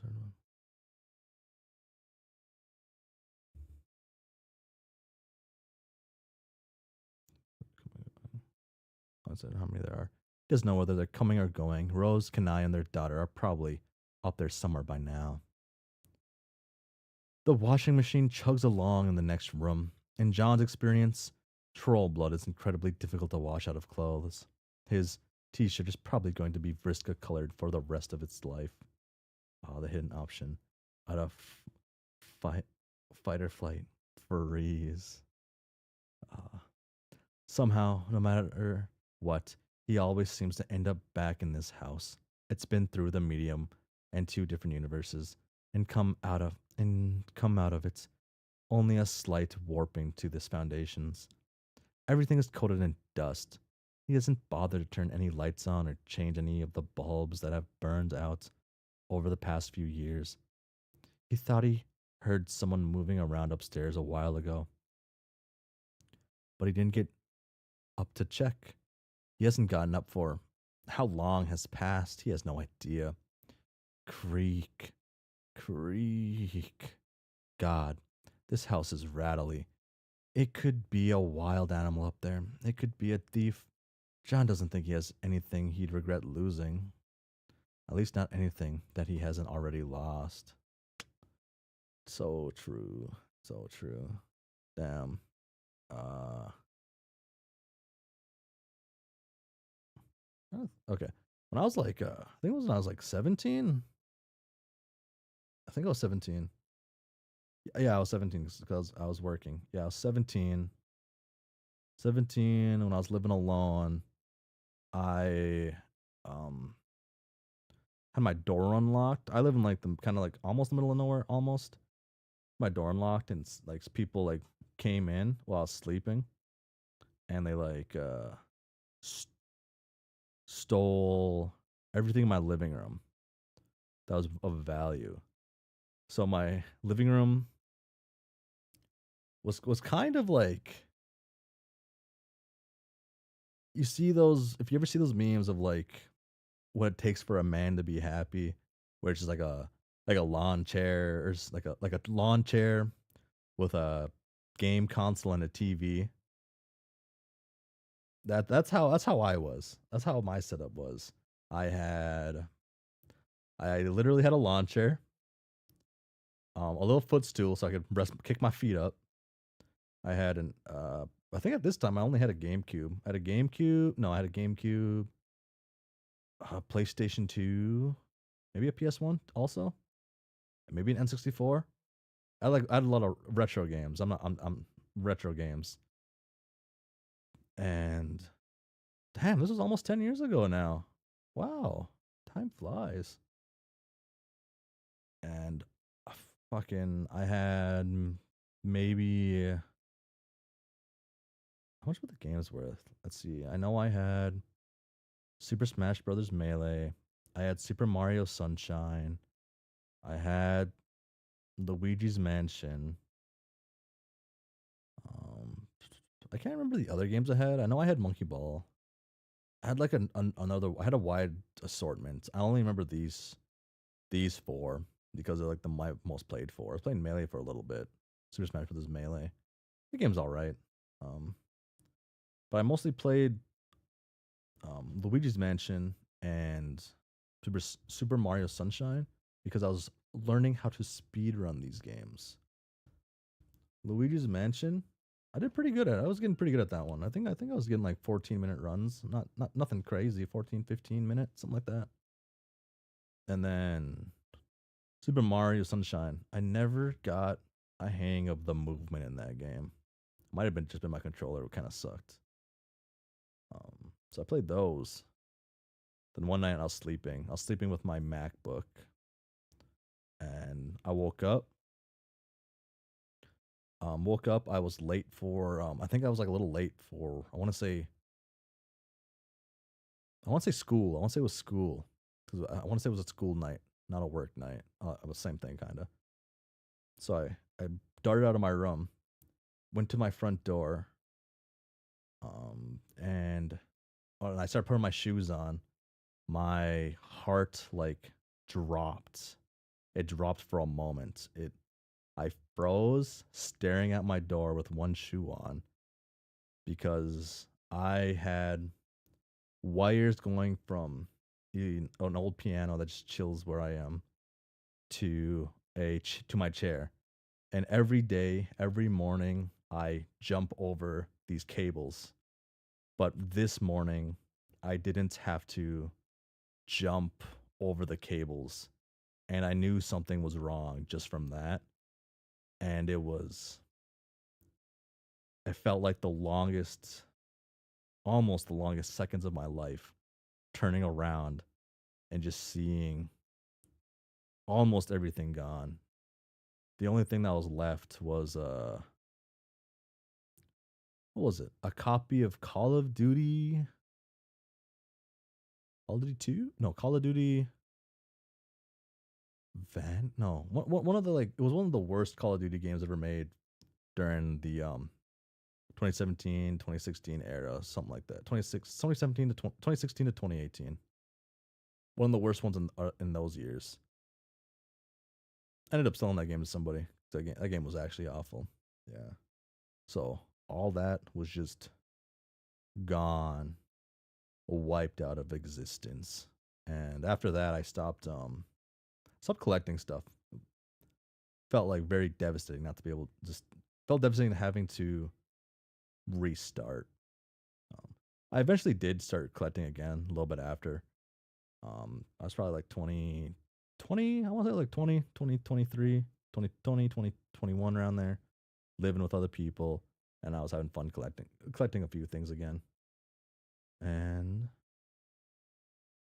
I think about collecting again, but fucking prices are so expensive. I bought my shit, I bought my stuff like 10 years ago. Things were kind of half or the quarter of price of how much stuff costs now. I look online, I see like a GameCube costs like I want to say like $200 these days, man. Maybe 100. GameCube. I'm curious now on this. Yeah, like $200 for a GameCube. You probably get some cheaper ones, right? But that's insane to me. You had to buy. I bought my GameCube for like $40. I had like a few GameCubes I bought. I had one you needed to have the specific like you need a specific model of GameCube to be able to use specific HDMI like converters to your TVs to like make to use them real better. And if that didn't happen to you, you would be a speedrunner rather than a niche Homestuck streamer. Um, no, if that didn't happen to me, I'd be a fucking dog. I'd be a I'd be a recluse, more of a recluse. What's last? I do still speedrun games actually, and it's I guess it's been a very long time since I speedran a game. The last game I was speedrunning was a game about digging a hole, 80% glitchless. Speedrun.com.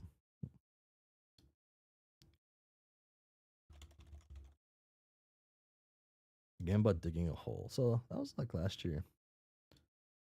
So where does that put me? I am a 1912 top top number 55. I'm number 55. Back when I was doing this is when the game was new.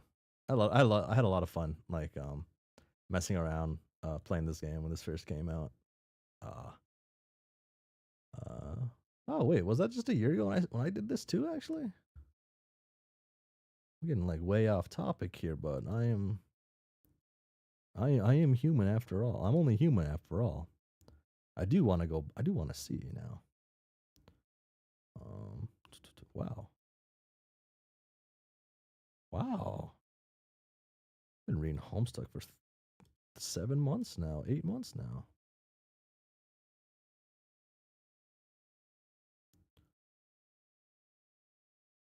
I'm like, I need to find this. I have this recorded. I know I have this recorded. The game about digging a hole.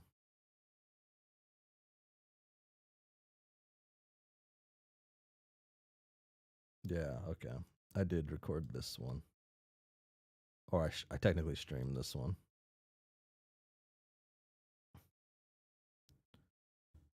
Here it is. My speed run. When I was speed running the game. Ignore that opening. Oh, and there's the burger.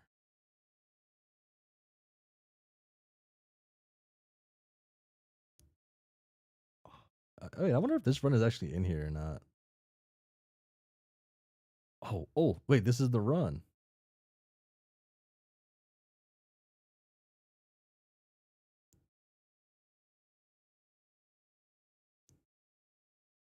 shit! Right.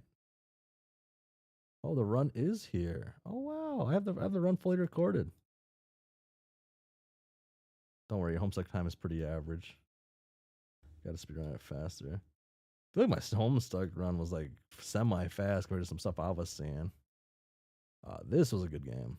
Okay, good games with an exaggeration. This was a game that I played at one point in time. I think when I was playing this game, I was listening to one of those videos where it's like half X music and half half X thing, and it was, I believe it was,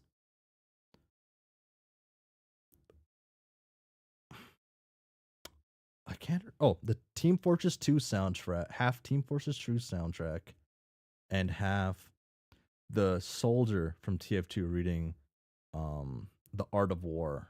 So one headphone was that and one headphone was the other, and I was playing and playing and playing. Felt like I went insane after during that entire thing. Oh, I think I really did go insane during that. I remember it kind of vividly, and it's scary. Uh, oh, okay. Back to Homestuck. Oh my god, the epilogues. Candy. Oh my god. His dad's study looks the same as it had the day he moved out. Figurines, jauntily hung photographs of famous funny men. Even the dent in the floor from the time Rose dropped the safe on a bunch of troublesome imps. He'd always meant to hire someone to fix it. He just never got around to do it. To it. It's the perfect room for a slow motion existential crisis. If that's what you can even call whatever it is going through he's going through. Maybe not so much of a crisis as a critical cessation of his ability to give a shit. Where an hour ago he'd been feeling blissfully unburdened by his his solipis. Fuck, I don't think I've ever seen this word. Have I read this word? Solipsism. A theory of a theory holding that the self can know nothing but its own modifications, and the self is only is the only existent thing. Oh, okay. I do know what this is then. Okay. So lipstick. Yeah. Relevation. Revelation. Now the significance of everything's insignificance overwhelms him. He wishes he could find comfort in the frivolity like Rose has, but it's impossible for him to delude himself. If nothing matters, what is the point of doing anything? Where is he supposed to go from here? How do you figure out how to fill your own time when you have all a meaningless eternity ahead of you? He's not sure why his brain thought he'd find an answer in this place. He swivels back and forth in his father's dusty desk chair, staring listlessly up at the featureless white expanse of the ceiling of the study. His mind runs in exhausting circles until he dozes off to a lullaby of distant sonic booms. When he's jostled awake, it's by a figure that looks uncomfortably like Dad? John blinks away the sleep from his eyes. The man looming over him comes into focus. It's not his dad, it's Jake Crocker, who actually is his dad, but in a far more esoterical bullshit way than a man who used to fill this study with pipes and black licorice. John sits up straight in the chair and rubs at his eyes. Jake, what are you doing here? What? How are you here? Did something happen to Jane? Oh, nothing happened exactly. Just thought we would pop in for a bit of R&R with an old pal. Isn't that the right, Tav? Jake scrunches up his face in the same way Harry Anderson does when he's lying. Across the room, Tavros Crocker fumbles his grasp on a particularly hideous, fanciful harlequin. One of its pointy shoes snap offs. Hmm. Hmm. Please, sir. Please, sir. Please, sir. Can I have some more? Crepes. Sorry, Uncle John. I'll replace it. It's fine. That's actually just a piece of garbage. John thinks he might still be dreaming, though if his subconscious were controlling the scene, there would be a few alterations. Aren't you cold? I am, in fact. These old duds. Jake snaps the elastic on his pair of red underpants. It's the only thing he's wearing.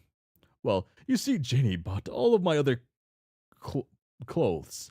She had a certain way she liked me kept out it well. I didn't want to break anything that belonged to her when I left. Nothing she might miss. You, please, you took me. Jake winces, and you took you. Jake wince deepens. Oh, oh. Then I dare say I made the right choice, not rustling the bushes and the making off with with inanimate belonging department. Wouldn't want to give her any more reasons to get all retributive. She's got a lot to worry about right now. Incredibly busy woman, you know. Over by the desk, Tavros's eyebrows have disappeared up under his bangs, but he doesn't say anything. He has the air of a boy who has spent all of his life not saying anything. Oh, Okay, so, I guess I'm just gonna move past the fact you're 90% naked in my house. I'm not forgetting about it. We've got to address that at some point, but I guess we can put that on the back burner for now. Are you trying to tell me that you left Jane? woo.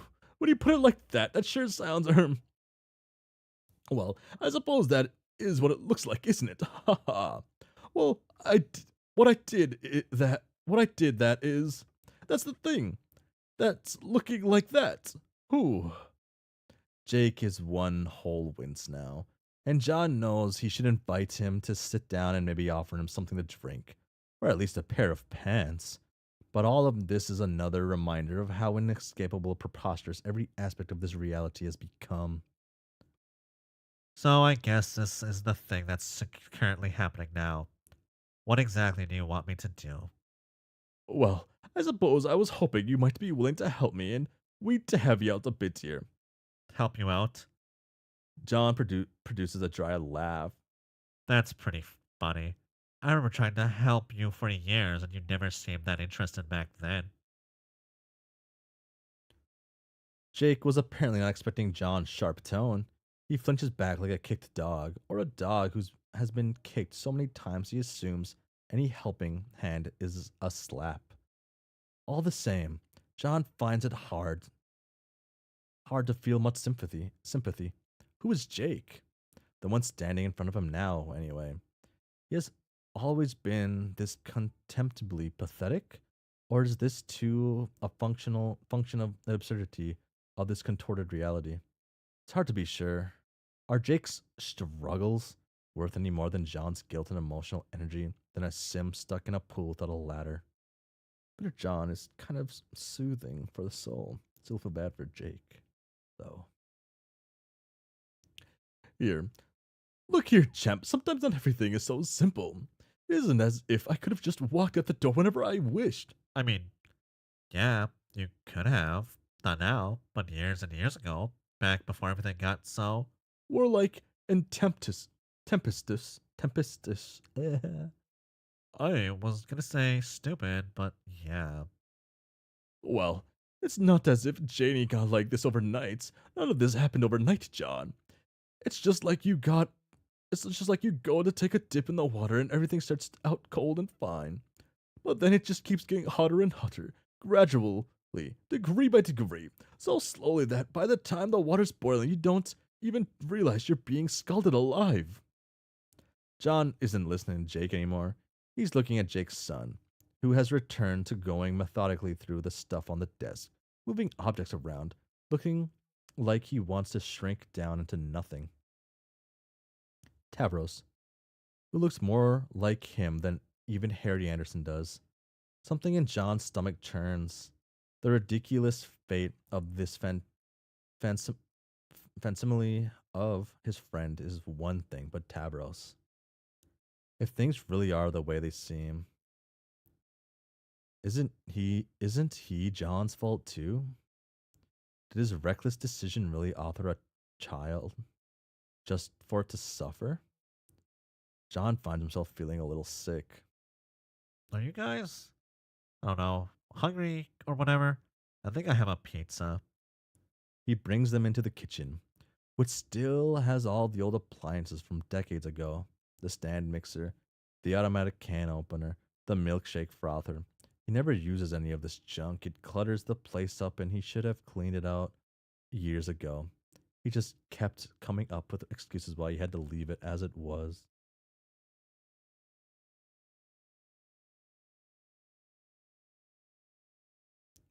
John has never been much of a drinker, but fortunately, Jake English is never found without a bottle these days. Yeah, John Tavros is literally your brother. Of course, he looks like you. He's got a 40-year-old whiskey that he grabbed out his way out. Apparently, his unwillingness to steal from Jane did not extend to her liquor cabinet. Tavros takes one look at the bottle in his father's hands and heads upstairs. Maybe that's for the best. It's getting hard for John to look straight at him. Yeah, John, Tavros is literally your uncle, right? I'm sorry for being, I don't know, a bitch. It's just been kind of rough forever. No offense taken, chap. Whiskey. As you may know, I'm not in truth the biggest fan of the stuff, but I get the job done right quick, eh? In such a mood, Jake. John accepts the offered glass and takes a sip. Regardless of the existential status of this reality, the alcohol tastes just as harsh and bitter as he remembers it. Jake swirls the rock in his glass, looking queasy despite his proclamation of tolerance. John, do you think I'm a bad person? That's certainly not a question John ever expected to hear come out of Jake's mouth. He hadn't thought him capable of that degree of introspection. Oh, uh, sh- I'll be back. Give me one moment. Give me one moment. Give me one moment. I'll be right back. I'll be right back.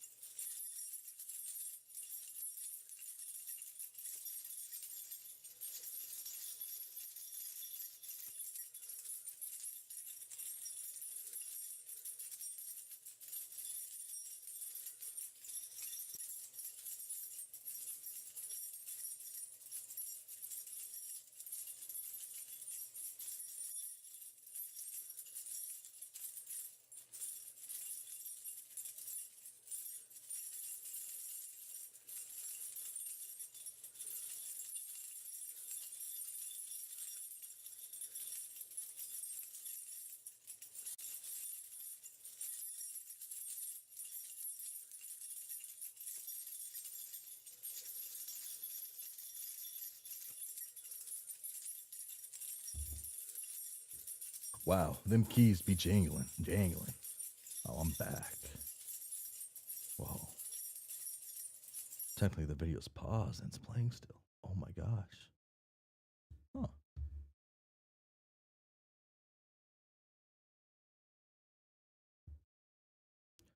Hello, it's me. I'm back. Back from the abyss, the void. Jangling keys for life. Truly, that is the thing that lives. Thank you, thank you. Okay. Did I scroll on accident? Okay. No, I read that, read that. Oh, I am right here then. Okay. Uh, okay. But I'm like low key page coded. Low key, low key. Okay, kind of high key. John, do you think I'm a bad person? That's certainly not a question John ever expected to hear come out of Jake's mouth. He hadn't thought him capable of that degree of introspection. I did read that part. Never mind. I was at this part. Okay. Oh, welcome back. Thank you. Thank you. Wait, what? Do you think I've ruined my whole entire life and all of my relationships, and especially the most important relationship in one's life? The divine and unbreakable bond between a man and his son. um, Not sure I'm the best person to talk about this, considering I kind of did the same thing.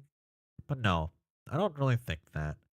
It's not as if anything that's happened to you is your fault, like existentially. Or like even non existentially. I guess even in straightforward non metatextual jerk off terms, it's also not your fault. Your wife was treating you like shit. It may be all my fault in both an existential and non existential capacity, so I wouldn't sweat it too much either way. Eh, what do you mean? I don't think you'd really understand. All I'm saying is, you're alright, I think. I think you're doing the best you can. I don't blame you for anything, Jake. Jake grimaces.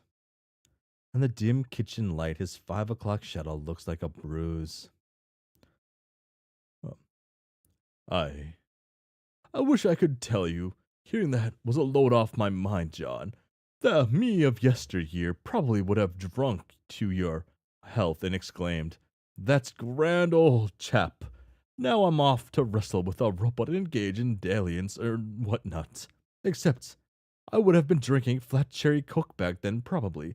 Grand left an astounding amount of cherry coke behind when she died, and it took forever to get through it all. That's pretty gross. Different strokes for different folks, I suppose. Anyway, my point is, maybe you should blame me. Maybe I need someone to blame me for once. Huh?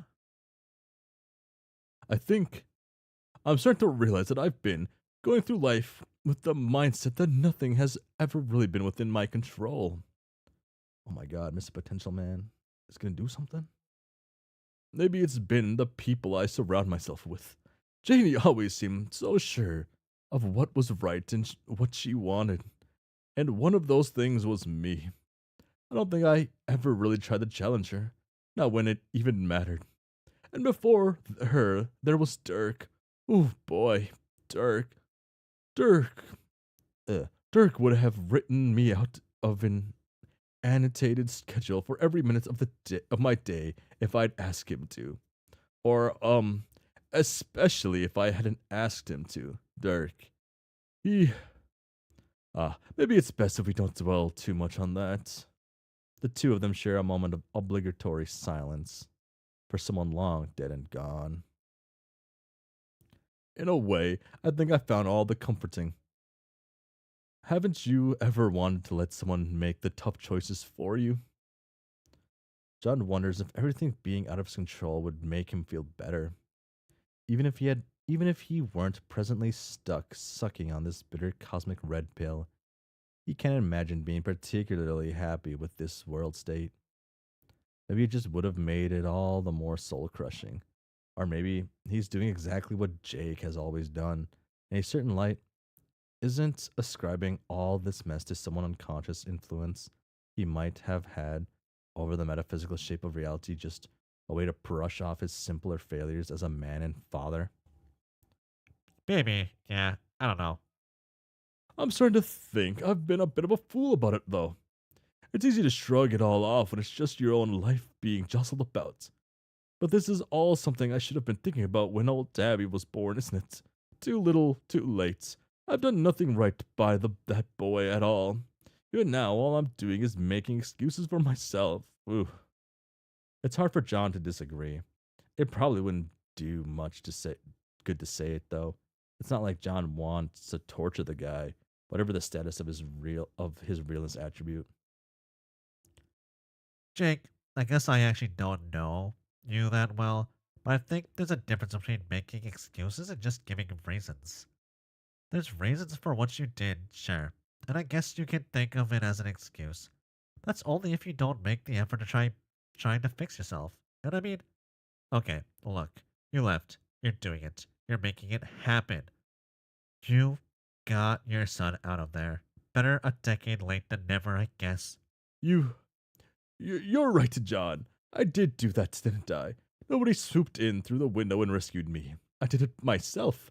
I finally stood up for what's right, and I'm going to make way for a new and better me.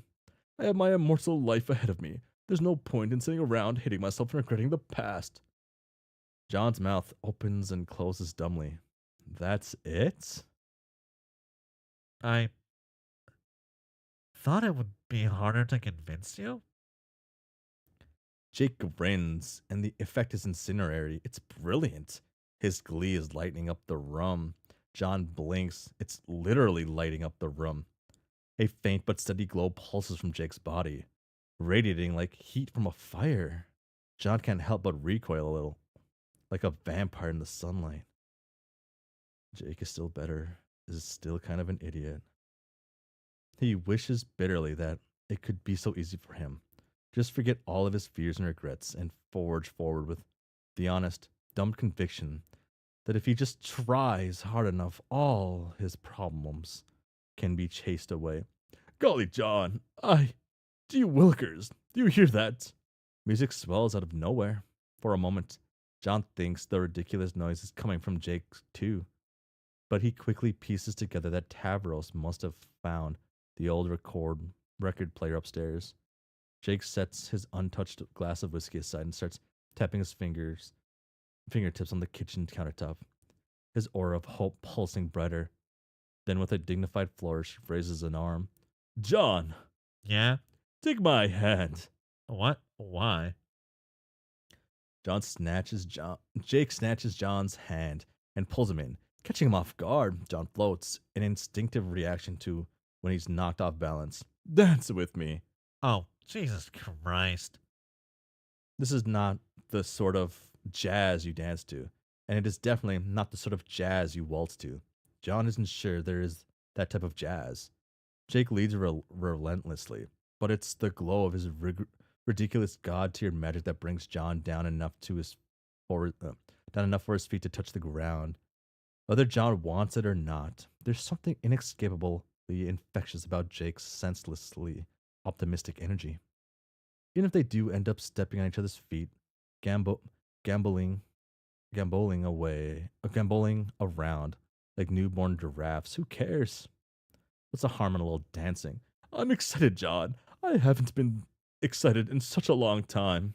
It's just so great to be out on my own here with you after so long. You, me, and Dav. Gosh, we were going to make such a team. We're going to make such a team. Two Crockers and an Egbert. A cracking good comedy, to be sure. Heck, perhaps I'll take back my good old name back. Who knows? Maybe Dad would want to be in English too. This place is a bit smaller than we Tabby is used to, but I'm sure we'll make do. You want to move in with me? Oh yes, I suppose I'd run out of plans by your first before letting my imagination run wild, eh? I'm sure I could figure something out somewhere else to stay, but I must say I do feel much safer bringing Tav up with family.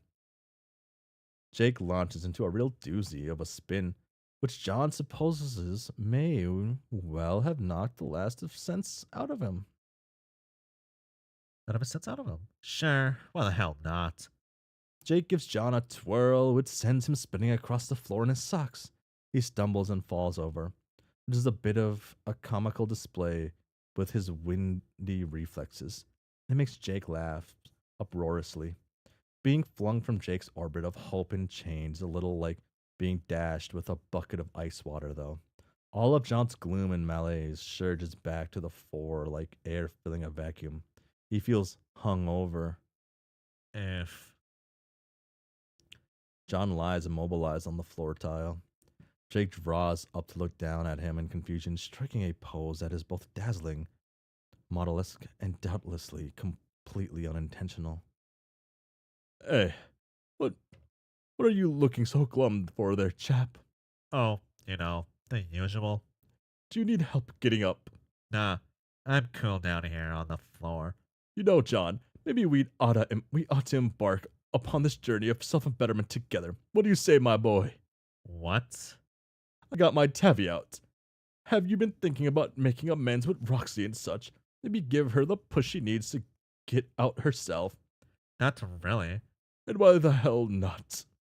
Like I said, you wouldn't really understand. I don't think there's really much of a point in me trying to talk to Roxy. She's not. She's not what? John hauls himself up to his feet and moves to the living room. Jake follows, but John now ensures that there's a healthy enough physical distance between himself and Jake's black hole of psychic optimism. You can't rightly go and blame the woman for all your troubles, John. I'm not. I'm not blaming her at all. Then what are you saying, Johnny boy? John sighs and drops down onto the couch. He stretches out so Jake can't take the seat beside him. That even if I could talk to her and try to set things straight, why bother? She may not even be, like, real, strictly speaking. Eh? Like I said, you wouldn't understand. Trust me. It's all a whole lot of crazy stuff. You're right. That is an awfully crazy thing to say. Not real. Why, I just saw Roxy yesterday. She's as solid and real a person as you or I, John. It's hardly becoming of a man to say something so dismissive, even if it's tough to know what a lady is thinking from time to time. It's not. What's that now? I fucked up too bad, too long ago. It's just too late to change anything now. So what? Huh? What if it doesn't change anything? Won't it matter to your family to see you care? Won't it make you feel better to try? To at least be able to say that when the chips were down, you gave it your honest all? And what about Harry Anderson? Do you really want to go the rest of your life knowing you never tried to be the father your son needed? Hearing the name is like a blow to the chest.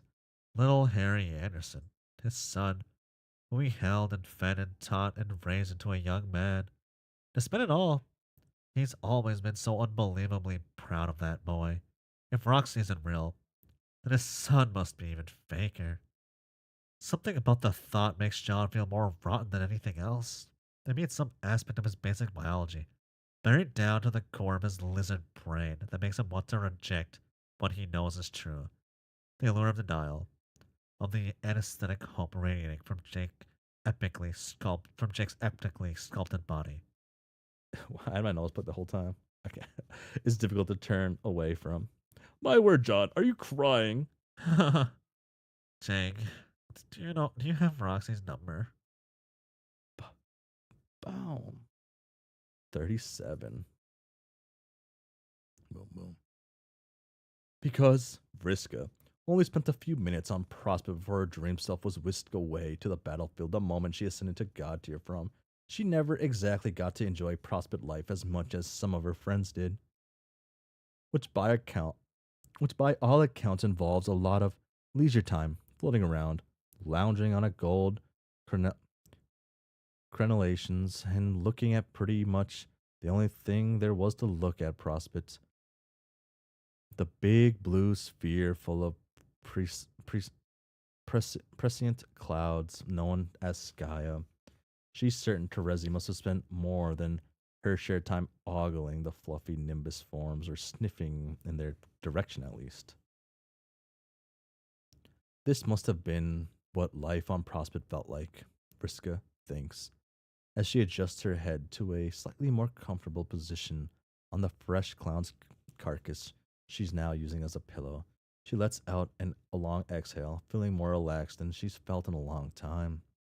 The clouds aren't showing her any visions, but that's okay. She realizes you can see whatever you want to see in a cloud if you spend long enough time looking at its shape. That's all that's really required is a willingness to let yourself waste the time. A willingness she only just discovered minutes ago, since wringing the life from the libidious, libidinous harlequin. Ah, oh yeah, she didn't wake up when she's dying to make up a pay. Oh, oh, but if she was on the battlefield, she would have seen a lot of clouds to look at.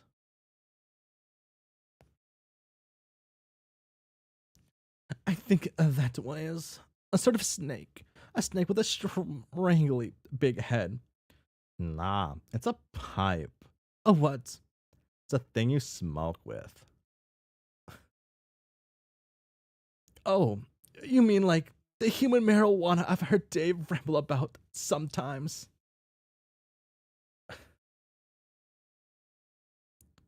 God, you really did grow up on an alien planet, didn't you? Yes, as a matter of fact, I did. I'm from a world which was home to the race you yourself are apparently a member of. Yeah, but I'm actually normal. No offense. None taken. You're a lot like me, really. I mean, unsurprisingly, this shouldn't be shocking news. You just kind of remind me of my mom. Not in many ways. I just mean, you say shit that makes it obvious this isn't where you grew up. How was good night, by the way? Boring and old. And boring as fuck. Sounds about the right. I mean, older than us by a lot. But but you knew her when you were the same age, so that's why I said that. Fuck it. She's like a regular, a basic ass mom. She's fine. I like her. Both my moms are alright. They're a little obsessed with all this war shit, though. Oh, yeah? Yeah. Old people get hella bent out of shit about war and politics. Same shit as always. You're right. I guess that's how it was on my in my culture too. Briska doesn't seem to have a response to this. Her parents have told her many tales of Alternia, and her curiosity about the subject was satiated some time before she entered high school. She shrugs and turns her attention back to the sky. Another nimbus cloud wanders lazily into view and catches Vriska's eye due to its particular shape. That one there. That's some sort of squat, can like building, right? What? Oh fuck, damn, reminiscing. Like, like the ridiculous structure my friend used to build, like with the mayor. Hey, is the mayor still around? The mayor? The mayor's dead, dude. Shit, I love the mayor. Everyone loved the mayor. He's in our damn history books. One of my friends doesn't like the mayor. But we all love the mayor. Wow, but you see what I mean, right? That one. LOL, you don't know anything. Kinda. LOL, you don't know anything. Kinda cute, actually. What? Then what is it, smartass? It's a cake. A birthday cake? See? Those are candles. It's so obvious. Oh, like those shitty things John's dad was always making. Guess so. What's with all the cloud shaped like John stuff? Like that one there, that's a big dollop of shaving cream, right? Nah. That's just a normal cloud, I think. Fine, bad example. But that one, that's definitely a human hat. Oh, yeah, that totally is. Just a fucking sky hat. Right there. Is Earth's sea always like this? I don't know. I never noticed. Briska scans the sky. She notices a few more John specific cloud shapes. A ghost over there. A beagle puss just overhead. But the more she stares at them, the more she realizes her ability to recognize the shapes is beginning to fade. They start to resemble fluffy, amorphous blobs. Was it all just in her imagination? Maybe this is just crazy nonsense, actually. Seeing ships and clouds, I mean. Maybe. IDK. Or maybe the truth just makes me kind of nervous. What truth? Don't tell him I said this, but I think John is just an extremely powerful being, even when he sucks. And he certainly does appear to suck in this reality, and yet the uneasy feeling is there. It's a vague feeling that I've always had in the back of my mind for a long time, but it really hit me when I was talking to him earlier. It's disturbing to think about that much power bottled up in one stupid nerd who will never understand it. What power are you even talking about? Like lame wind powers? No, I mean the power to shape reality, even without intending to. Like just falling backwards into the most insanely overpowered bullshit when the rest of us have to work our asses off for a fraction of that kind of power and relevance. He could rewrite everything that ever happened if he wanted, and he could probably even bend reality to his will in certain ways, even if he didn't have the slightest idea what he was doing, which he usually doesn't. He's He'd probably manage to be more relevant than I could ever dream of being, even if he was dead. It's a little depressing to think about, actually. Eh, no, it's not. Harry's dad is a joke. He's a washed up loser. He's not worth feeling shitty about at all. John is the pregnant. He's way more relevant than Vriska. Wow, you know what? You're right, man. That is such a good attitude. Why didn't I say that? I used to say shit like that. Vriska turns to face Vriska, propping her head a little higher up on the torso to get comfortable.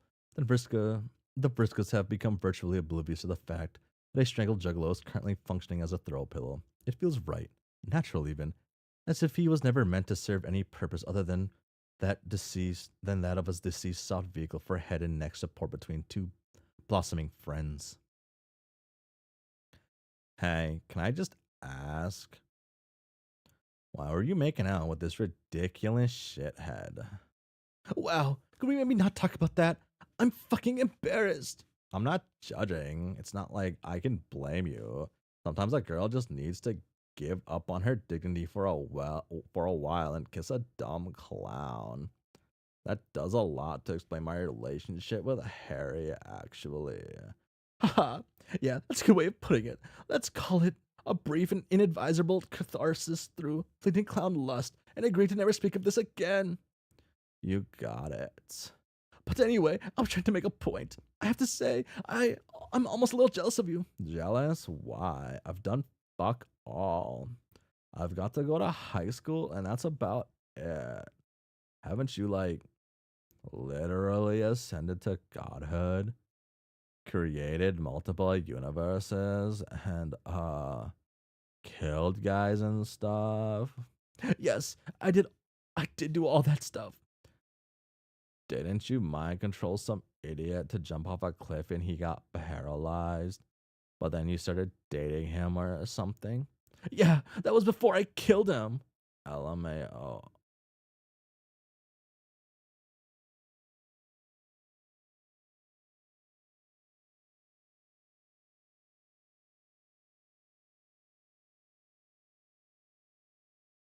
What?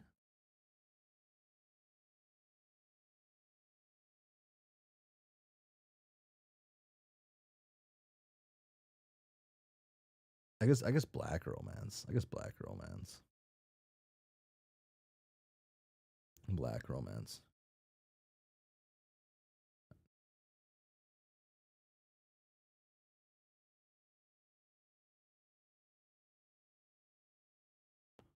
Hmm. I don't know. Homestuck is weird.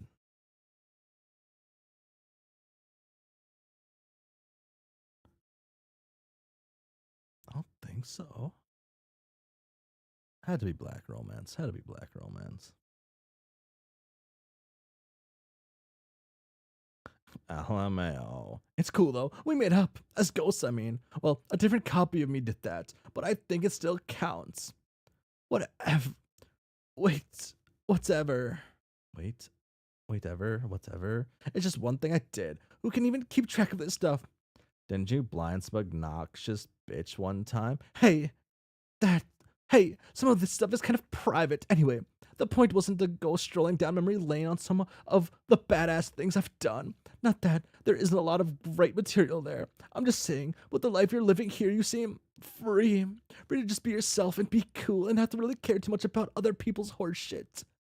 I've spent too long caring so much about people, what other people thought of me, mainly what they saw me as, mainly that they saw me as important or making a difference. It's such a futile struggle sometimes, and I thought I was doing so well and getting so close to the big prize, and then I ended up here. It's like a big joke, and sometimes it feels like a real freedom is just understanding that. And when you do, it comes through in your personality, and it's a lot less easier to just seem cool, you know? I guess. This is really funny. I feel like such a fuck up because now that I'm saying this, I've realized there was a person like that I once met. Like you, sort of. It was just another version of myself. She was genuinely happy and living her best life, even though she was ironically a ghost. But something about her attitude set me off, so I ripped her to pieces. And also, I sort of stole her girlfriend. Holy shit. I know, I'm terrible. No, not really. This all sounds kind of legendary. To be H. No, I know how it sounds. No, I know how it sounds. Just please, don't look at me as some sort of role model, okay? This isn't good. The point is, it's bad. Take it from me. Don't do this shit where you start modeling yourself after some mental image you have of a cooler version of yourself. It just sucks. Haha.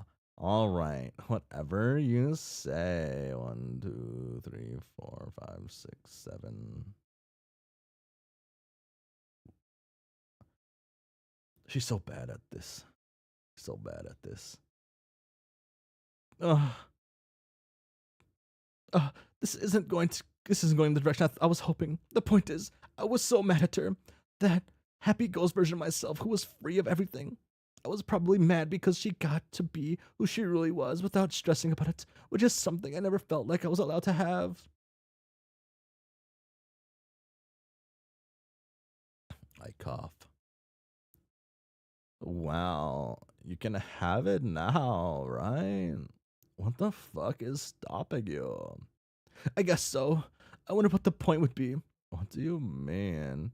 I could be a better version of myself than I am, but then who would even be around to notice? I would. Oh, yeah. No, I mean, that's great. And it's nice talking to you and getting stuff off my chest. It's not what I meant, though. I left the people I care about the most behind. The most about behind. What's the point of becoming your best self if the people most important to you aren't around to witness it? Um, aren't all your friends here though? I know they're a bunch of old fucks now, but no, they are. That's not what I mean. This is hard to explain. I guess I mean there's someone specifically I fell out of touch with who it feels like I'll never see again. Oh, maybe.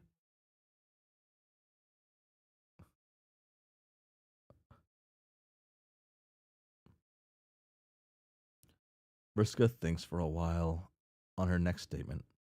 She needs time to let a thought she never had before arrange itself in the words. Maybe that's why I hated my ghost self so much. Why? Because I just had a sense. On some level, I knew she was right. She was happy and honest with herself. And that's what made her a version of myself who was actually worthy of someone I cared about. Don't get me wrong, we had a nice time for a few years living on that meteor. It was a good, stable, pale relationship, but that's all it was. We couldn't really connect in a deeper way because I was still the way I am, I guess. Layers and layers of armor and defenses. I had some mysterious feeling that weak ghost version of myself was always meant to form the kind of connection with her that I never could because she didn't have she didn't have any of that stuff getting in the way, which is probably why I flipped out at her. The person you're talking about here, it kind of sounds like you love her. What? No.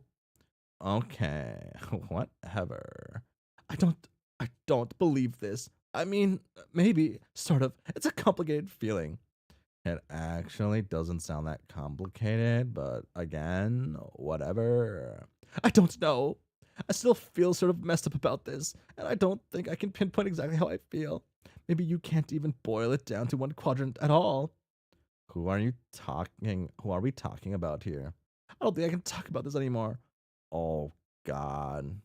It's not my mom, is it? Or one of them? Oh fuck no, not them. Anyway, anyway, they're living on this planet. Remember I said I'd probably never see her again? Yeah. You're talking about the girl you blinded that one time, aren't you? Maybe I'm not fucking stupid. I know some lore.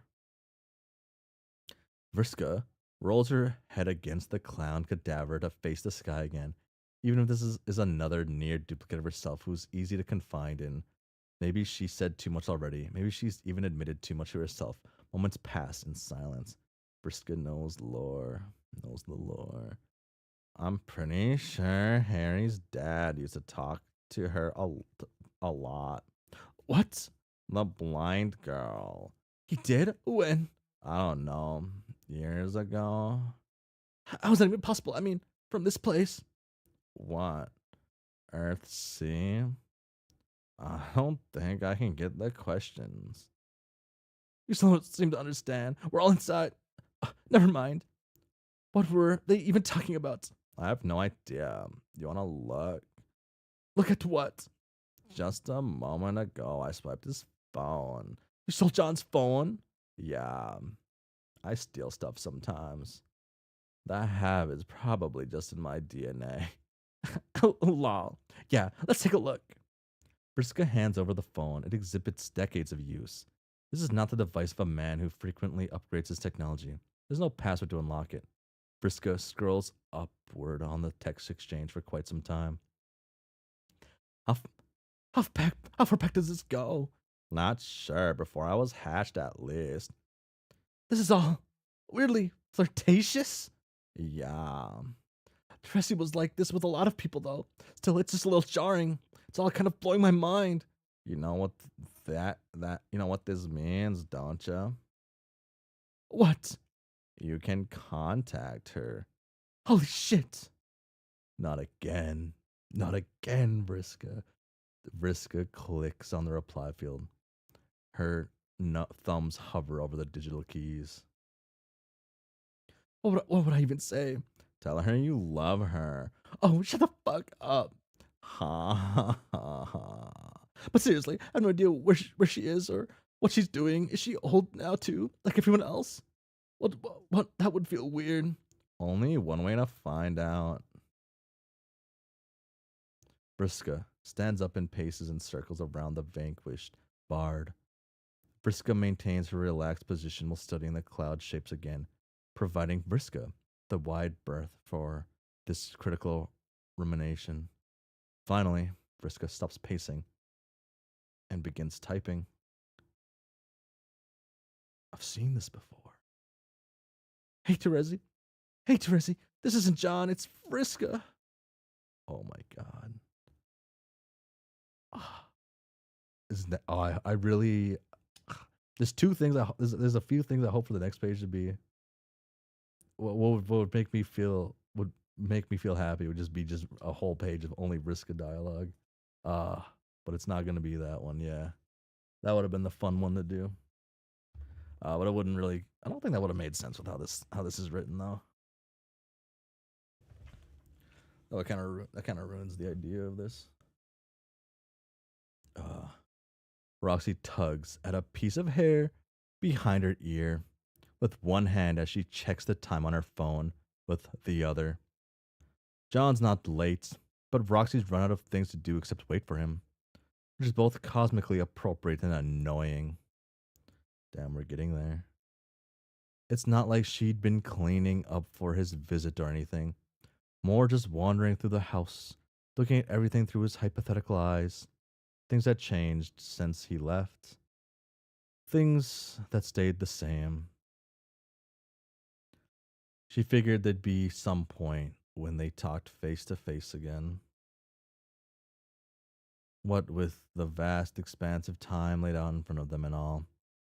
But she'd still been surprised when Jake arranged a friendly visit and ended up asking in hushed tones if she'd be willing to see John again.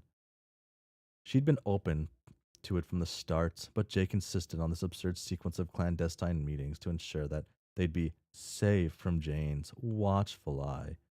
It took an exhausting degree of assurance for her to convince them that John could just come over and that Jane didn't have the house bugged, and she wasn't about to come and have him thrown in prison for having the audacity to want to see his own family. Now that the day of the reunion has arrived, Roxy's just ready to get on with it.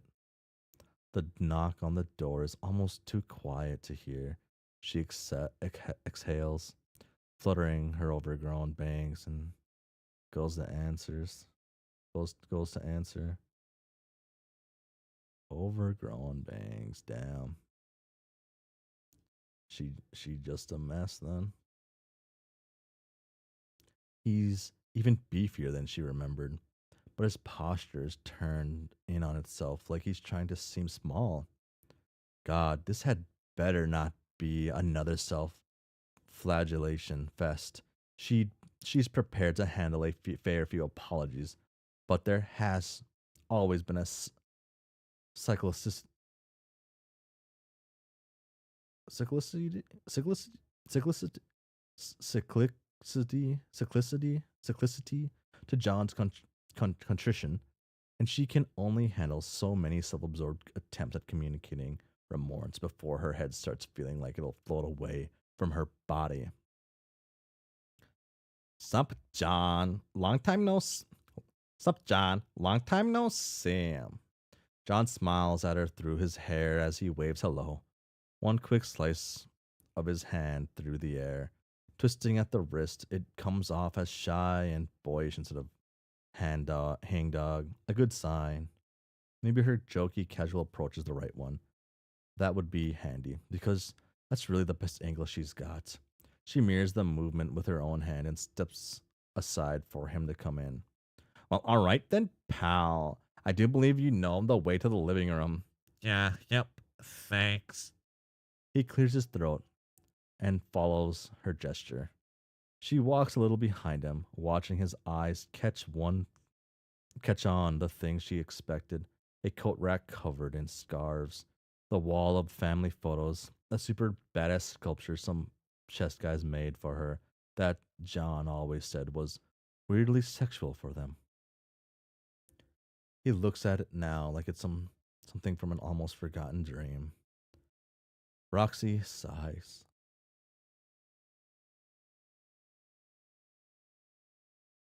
Wow. Sorry for staring like an idiot. It's.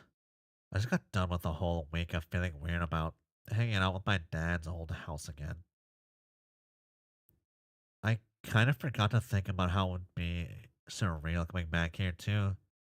Some kind of nostalgia whiplash, I guess. Fair enough, yo. She faces him, seated cross legged on the couch, a polite distance away. He looks past her, almost through her, like he usually does. She knows him well enough to know what he's politely not asking.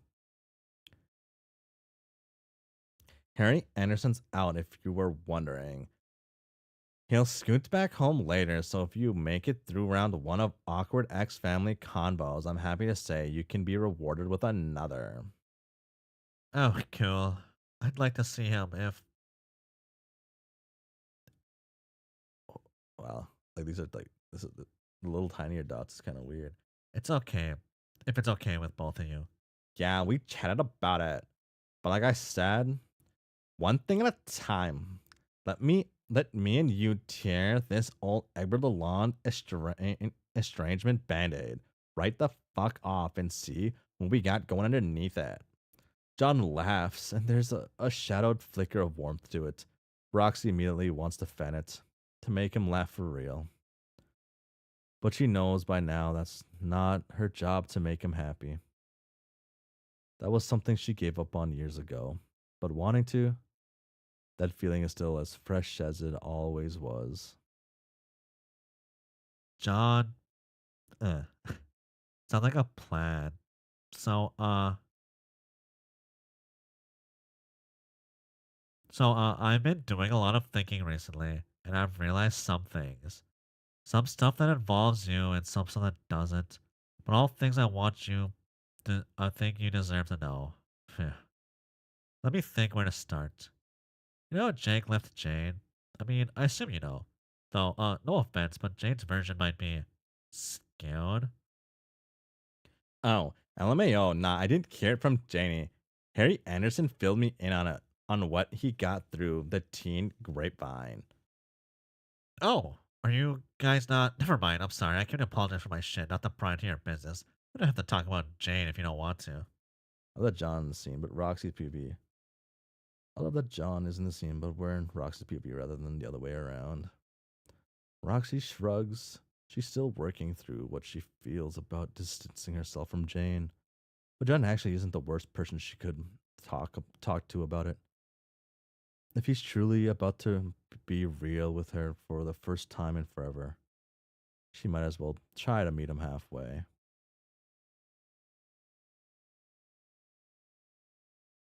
Janie and me haven't been super tight of late. Ah, what about politics not coming between friends and all that?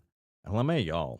Well, it turned out sometimes someone's politics makes it pretty clear what kind of friends they value or don't. And IDK, sometimes people you used to like when you were a teen growing up to be assholes or whatever. I think I was clinging to something just to prove to myself that I was doing stuff right. Oral lol. Hella normal. V good at sticking with friends. The more I thought about it, the more I figured holding on to that one thing made me lose out on some other shit. You might relate. Haha, you got me there, I guess. Anyway, I'm not trying to take up all your big speech time with my stuff. You were telling me about how Jake and Janie finally went split ways and how it gave you some kind of epiphany. No, it's cool. I'm glad to hear it. We can come back to your shit after my shit, baby. But yeah, Jake, he he and Towers are living with me now. I think for the foreseeable future. We were expecting Jane to have kind of a fit about it, but all we've gotten so far are some divorce papers. Damn. If she knows where Jake is and she hasn't had a drone fleet dispatched to nuke my house off the planet, I think that's a good sign she's actually just letting them go. Which is kind of surprising, but, good, I guess? Okay. I'll be the first to admit that Jane's turned into a kind of a jerk lately. But she's not actually like literally evil. LOL. That's debatable.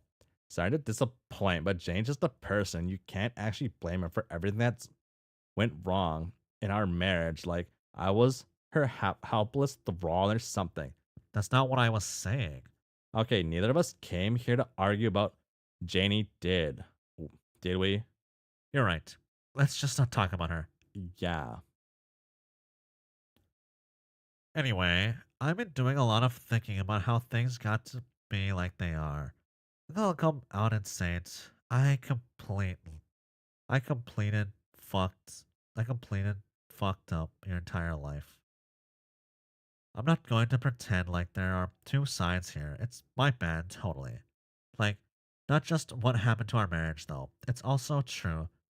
That's completely my fault. But even before that, I think I fucked up on just this massive fundamental level. And it's what I did. Or, well, what I didn't do.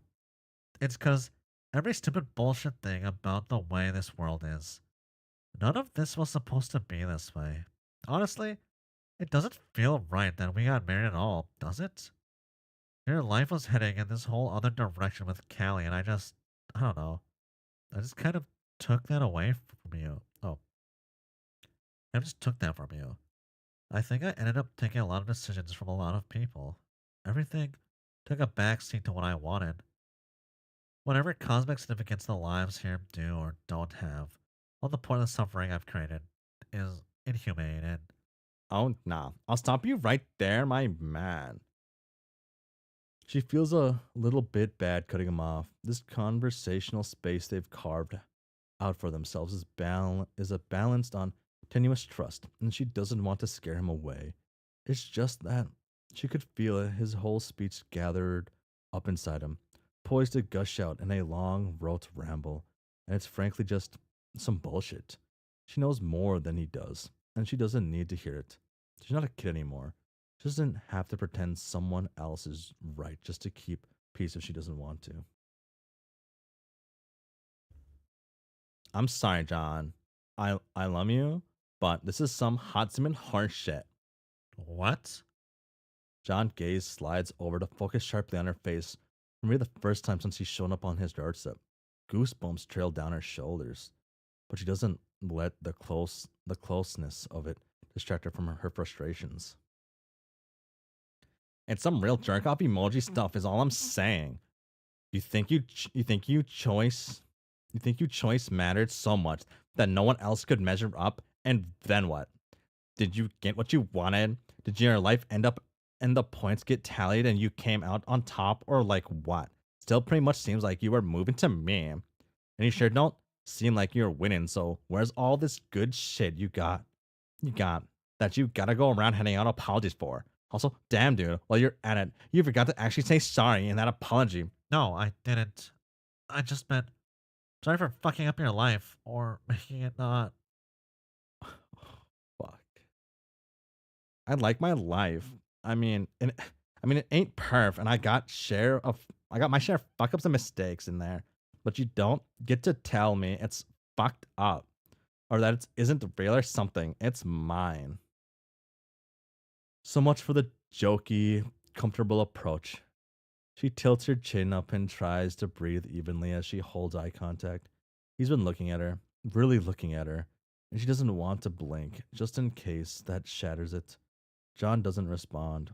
He sits there with his mouth hanging open, staring. He blinks a few times, slow, but he's still focused completely on her. The corners of his still open mouth pull themselves up helplessly into a smile. Ah, are you looking at what are you looking at me like that for? No, I'm sorry. It's just, I used to be so angry that you wouldn't tell me what you were really thought before. Not like I wanted to fight, but like, I'm just not used to this flavor of Roxy. Hmm. Sounds to me like you just approved your own hotshot theory then, genius. Huh? You wished I was one way the whole time we were married, but I wasn't. But now you're all convinced you're the only real boy in a crowd of puppets. Here I am being me, just like you ordered, only I did it without your help. Why didn't you zoom my man? I'm not acting like this now because you want me to, or because you don't want me to.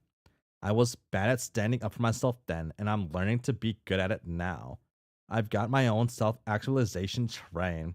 You're just pulling into one of my many Roxy figures some shit out stations right as I built it. But you were never like that before I.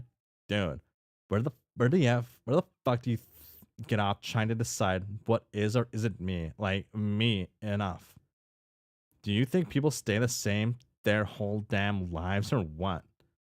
You've really never felt like anything about our lives here was off? Off from what exactly? The ways things should be? What does that mean? Everyone's always been real, John. You dumbass. Oh, you asshole. Dumb asshole. John's mouth opens and closes. It seems there's something stuck in the spokes of his rhetorical tire. Roxy can see the gears struggling to turn in his head. She almost feels bad for him. Roxy lets herself take a moment. She doesn't want to reassure him with lies, to tell him he's never fucked anything up in his life. But she doesn't want to twist the knife of blame further into him than it needs to go. So she shrugs, looks at her ex husband in the eyes, and tells him the truth. I mean, I felt something, I guess. But it's not just you. You've never been the only player in this game, you know. Do you not remember who all was there when this all kicked off? Me and Callie, when I told you you had a choice if it was all just some meaningless BS. It's not like I was ever some master seer of all that ever was or will be. But I do know a little bit about what could have gone down if things were different. And you know what? I like the way things turned out just fucking fine. So maybe you could stop wasting precious eternity thinking you're so special that it's your fault everyone's not perfectly happy. John is quiet. Roxy has more to say, maybe. More things she's half thought about, but never quite put words to. Regarding the paths her life could have taken. This has already been a lot of truth for one moment, though. So she pats John's knees and walks to the kitchen for some water. True, that John's been haunted by echoes of the narrative, but he never really tried to move on from it either. A glass in each hand. Roxy leans against the counter, breathing. She's still running. Oh,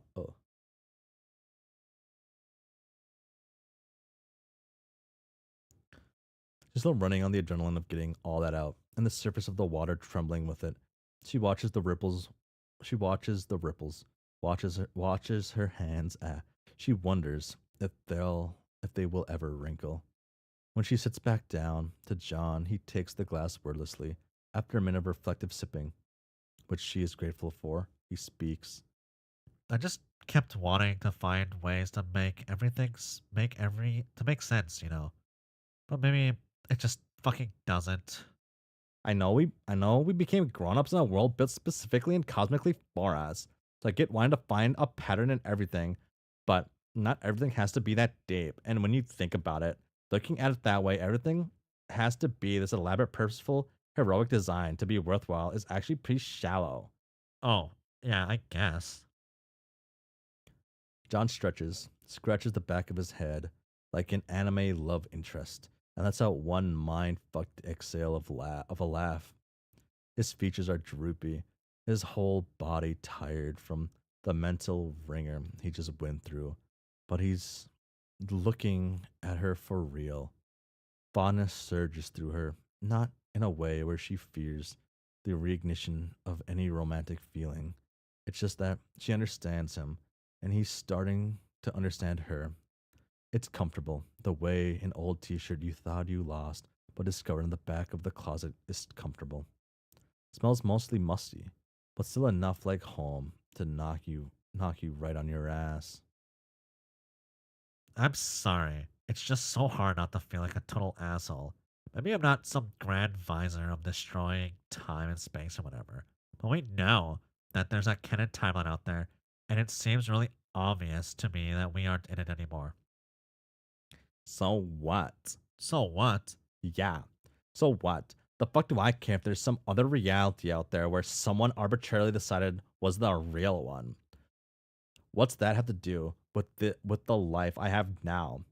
What is there actually that makes this one mean less than that one to the people who are actually in it? You never feel like it would have been better if things had gone different, magic or no? Could have done a lot differently.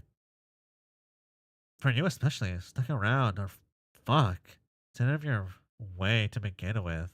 Let you and Callie do your thing or do whatever it was you seemed to be headed off to do.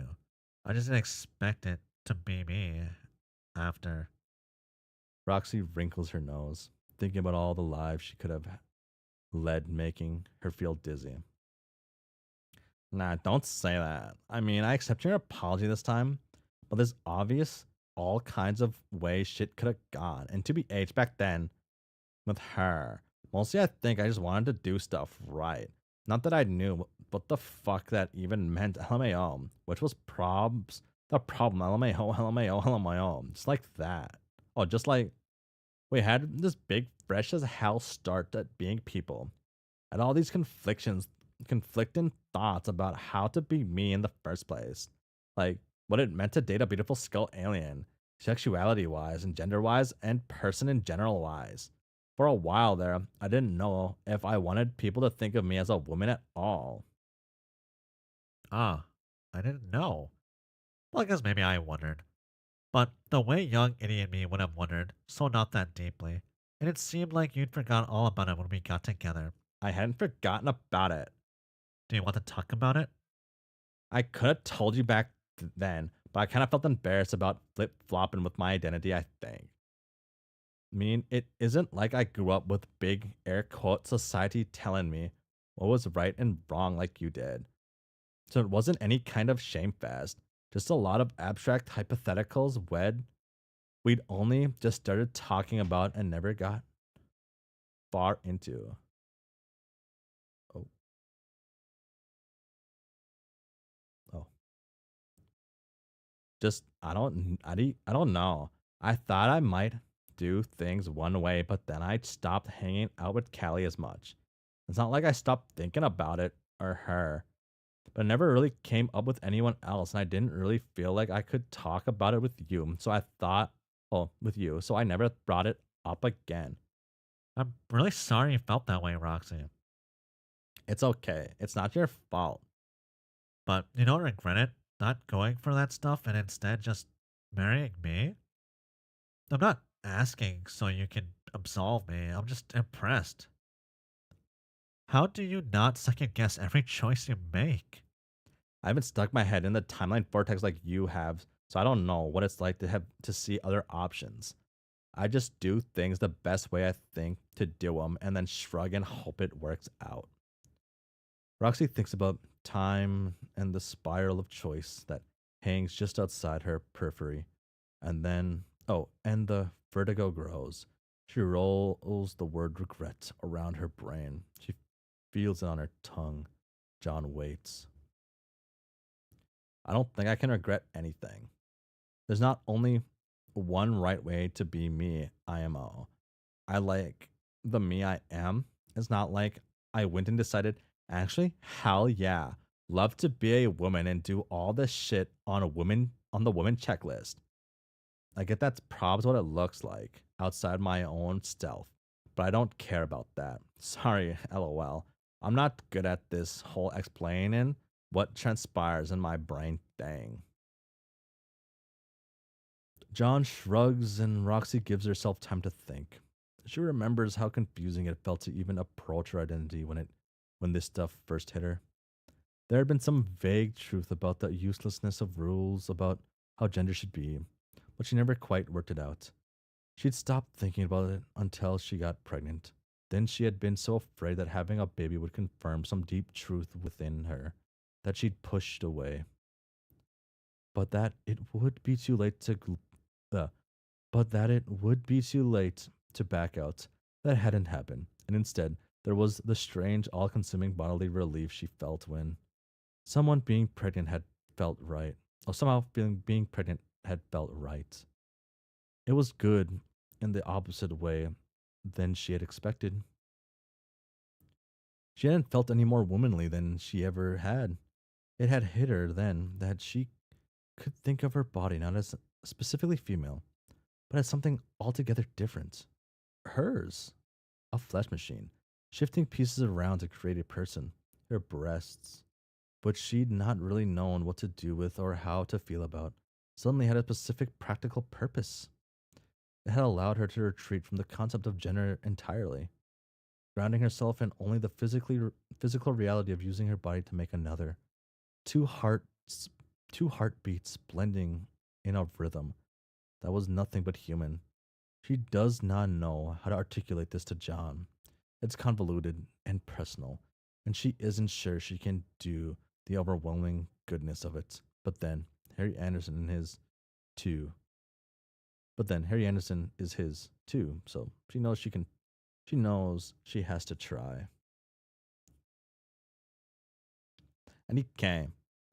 This life I've been living gave me Harry Anderson, and that kind of outweighs anything else, just for me personally. And it's not like I ever totally quit thinking about that gender stuff. I just found a different way to work it out, and then maybe I was originally gonna I touching those huge Inarticulate inarticulate thoughts with words feels bigger than she expected, and tears prick at the back of her eyes. She shakes her head and laughs before John can start crying too. But LMAO, John, we were just adults. We're just adults. We're not dead. Okay. I mean, we're only what barely middle aged in regular human years. We got all kinds of hypothetical, but still probably finite eternity to work our shit out. Who the fuck knows? It's not like you figure out who you are when you're 23, and then the rest of your whole life is just sitting back watching your shit fall apart or not. I mean, maybe that's been it for you so far. Haha, out. I can never give in birth, so I cannot relate to this. I just don't think I'm anywhere near done building those Roxy self actualization train stops. Who the fuck can say how many more I got lined up? Same goes for you. If you're willing to look at this life as more than a cosmically pointless dead end failure, that is. I guess there's literally nothing to do but keep moving forward. I may as well not be a big fucking downer about it if I don't have to be. That's the spirit. We've got a million billion lifetimes ahead of us, John. You don't even know all the ways we got left to fuck up in. How's that for some inspiration? It's it's pretty fucking inspirational, Roxy. They both smile, and it somehow felt more real and warm than it was before. Maybe the cushion of years and lack of pressure makes it so. But she doesn't question it too closely. She doesn't want to go back to where she'd been with him. But knowing they'd both been there together feels like enough. Thank you for trusting me with this personal stuff. I know partly you were telling me all that to kick my sad sack ass, but I know you don't talk about this kind of stuff, this kind of thing every day. To be real, I don't even let myself think about it every day. So thanks for letting me ramble up at you out loud instead of just almost thinking about it once every few years. I guess sometimes it takes hearing the same shit over and over until it sticks. That's mostly an on myself, by the way. And let me y'all, we're just ripping off those band-aids left and right over here. A couple professional issue discussers. Yeah, I'm frankly baffled by how fucking good we are at this. Where was this when we sucked so hard at being married? Buried under a shocking number of issues is my guess. Well, this nice to throw a few off for once.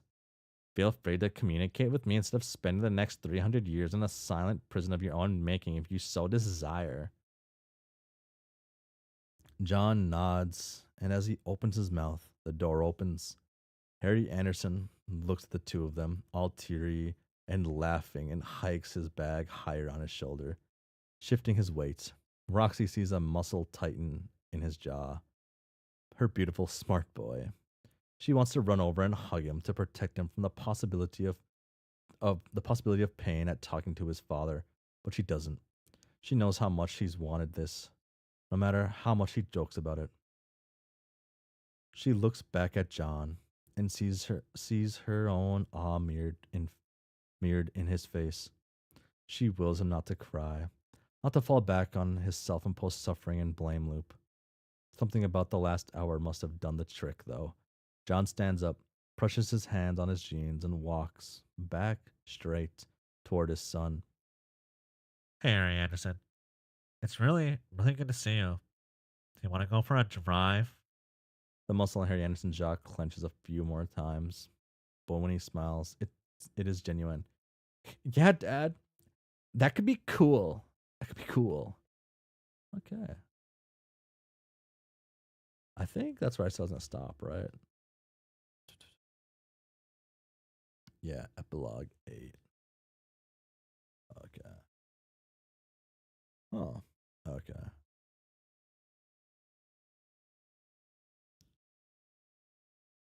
Um, hmm. It, it gets kind of harder and harder to talk about what's going on.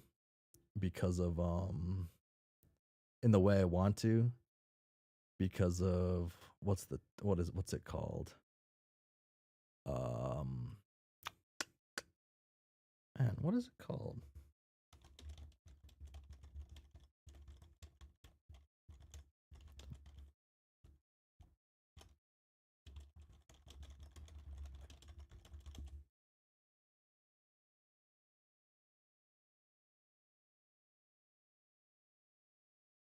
I can't remember what it's called. Without um almost projecting onto the story in a lot of ways, right? I think that's the closest thing I'm gonna think of. Um, yeah, it's a little harder as I've gotten into Homestuck because they've actually tackled a lot more stuff that's like more closer to home. So it's harder to talk about it without wanting to talk about like myself in a way. Hmm. Yeah, I don't know, but Valentine's versus the main plot of Candy is over. Uh,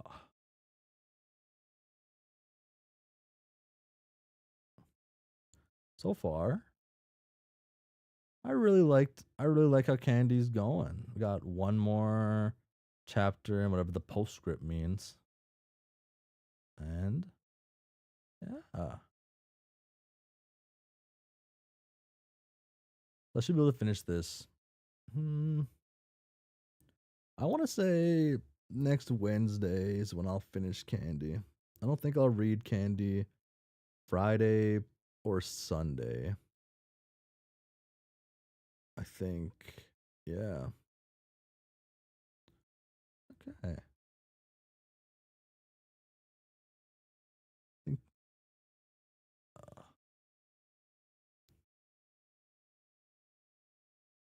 I'm thinking Wednesday. I'm thinking Wednesday. Nice thought though. Okay. Uh yeah. Let's get the TV card out of the way here. Okay. So, a quick thing about like uh it depends on how much self-control you have. It really does. It really does. I've gotten better at that though. I've gotten better at the self-control since ending Homestuck. I don't think I've done a 7-hour stream since then. Even though during a lot of Homestuck I went from saying it was gonna do 2 hours, 2.5 hours to doing on average like it looks like 4. But um something I wanted to mention is I intentionally had the idea of coming into the stream with a acting slightly different with like a different personality, hence the different outfit. Um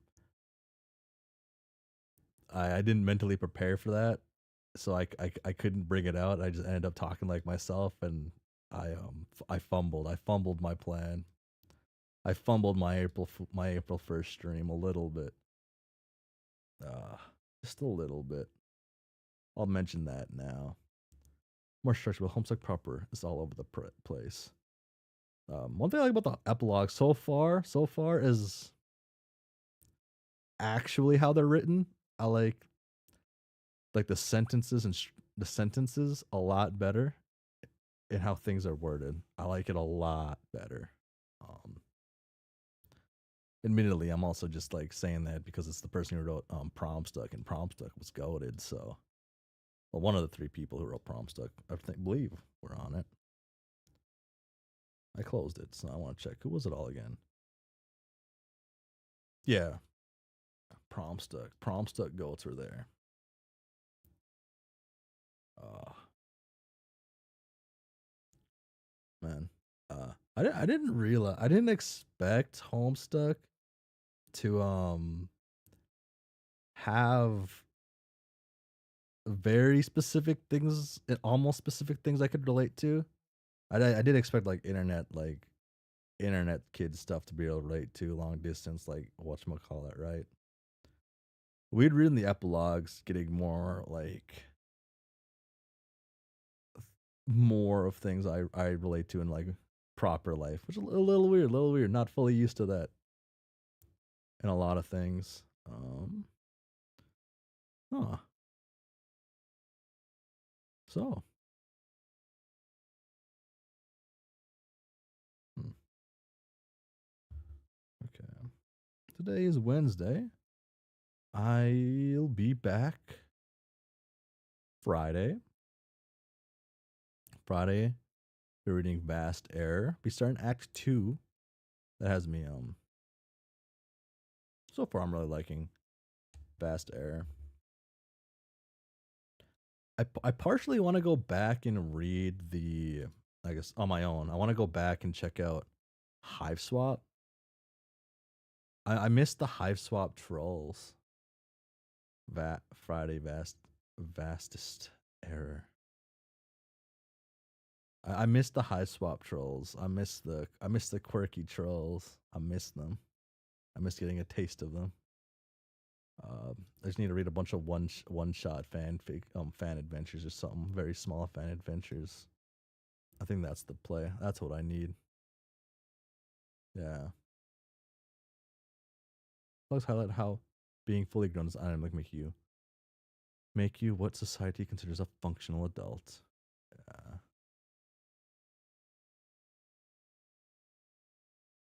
One thing I'm surprised about Candy though was like the how old everyone got so quick. Um, but I don't know. Partially, I feel like normal Homestuck also kind of does that too. Maybe not the adult in like the normal aspect, right? Because Homestuck is a web comic, right? So it does have it has cartoon logic. You can't look at a lot of things in a normal human sense, right? Because weird stuff just happens, and some stuff's like, whoa, that's fucking weird. But it's a cartoon, it's a comic, it's gonna be weird. It's like I don't know. What? Hmm. I'm really curious on what current people, like new gens of Homestucks, are talking about in Homestuck and what they like on Homestuck. Because I've looked back to see what older people who've read Homestuck before, like in as it was coming out and a little after. I've read that stuff, but I haven't looked at stuff with people who are in the current um session, I guess the current time, right? The new gens. I don't know what they think about Homestuck, what they talk about, or what they like from it, what they take from it. Like everyone has, I guess it's probably still the same few groups, right?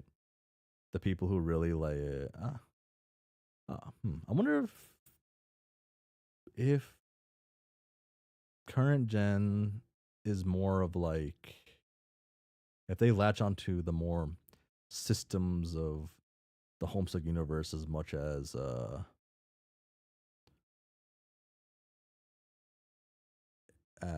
I've seen some people do and like in older stuff, or if they're more on like the fanon like shipping side of things. I don't know. That's the wrong way to say it. I can't think of what they called it. Different sides of the internet, different sides of people consuming media. Um, um, hmm, yeah. One way I like. I'm not a big. I'm a fan of. What am I a fan of consuming media as? I like. Hmm, I like media that. What do I like? I like media that makes you think. I like to think of everything I look at, like a story, a movie. Um, because a story is a movie still. Anything that's like as like a work of art. It's like someone's expressions in there, and their goal is to make you feel a certain way. I like to think about that. That's kind of what I would prefer. I don't know if that made any sense if I even said that correctly, but I'll refine it later on. It's kind of like in Chainsaw Man. I keep mentioning Chainsaw Man because it's just on my mind. I see Chainsaw Man on Twitter all the time. The people talking about it, people just hating on the ending. I don't really see many people actually like loving the ending. I really like the ending. But I guess I in general care less about a plot. Like I'm to this day, I'm still upset. I've mentioned this plenty of times on stream. Is I'm upset with how the anime featured film, Your Name ended. I really, I felt like the ending just ruins the whole story. I feel like it ruins a lot of it. At least, I guess I don't like that the two people still ended up meeting at the end in Your Name. Like but they don't have their memories or anything, but they still meet. They're still connected by because the big thing in that one was fate, right? So they're fated to be together. The what is it called? What is it called? Is it red thread, red string, red ribbon, or something like that, or the fate? And that was a big thing in that one, and I preferred more of like I prefer feeling a more red string. Thank you. I prefer feeling a more melancholy in a lot of things I read or watch. I like to feel yeah, melancholy. I feel like that's the close enough term. I like to feel that. Um one but not like is that right? Not super like awful. Because there's like a weird joy, maybe? Like the movie what's that Jim Carrey movie called? I've talked about this one a lot too. Jim Carrey movies. I remember what it's called. The Eternal Sunshine of a Spotless Mind. I really like this movie. I think this movie minus the Jim Carrey baby scene would be my favorite movie just ever. Um but the Jim Carrey being like a baby for a bit, that seems just kind of it threw me off. It didn't like it it was annoying because the scene fit the theme and like what was going on with the movie, but it was just I didn't want to see that. Uh, when did Scott Pilgrim come out? Scott Pilgrim comic. Oh, wow, I cannot type with my left hand. Oh my god. Like with my right hand, with just my right hand, I type maybe like 30, 40 words per minute. Nothing crazy, but I can at least type. Volumes between 2004 and 2010. Oh wow, that's interesting. So this movie came out around the same time as Scott Pilgrim. The first volume. That's pretty cool. Hmm.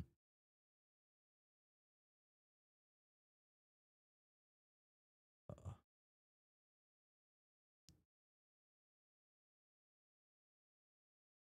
you know what? Actually, I'll read like someone. I'll read this summary on IMDb of this summary. Reviewers say Eternal Sunshine of the Spotless Mind delves into love, memory, and human connection, exploring the complexities and pain of relationships. It questions erasing painful memories and emphasizing the resilience of the human spirit.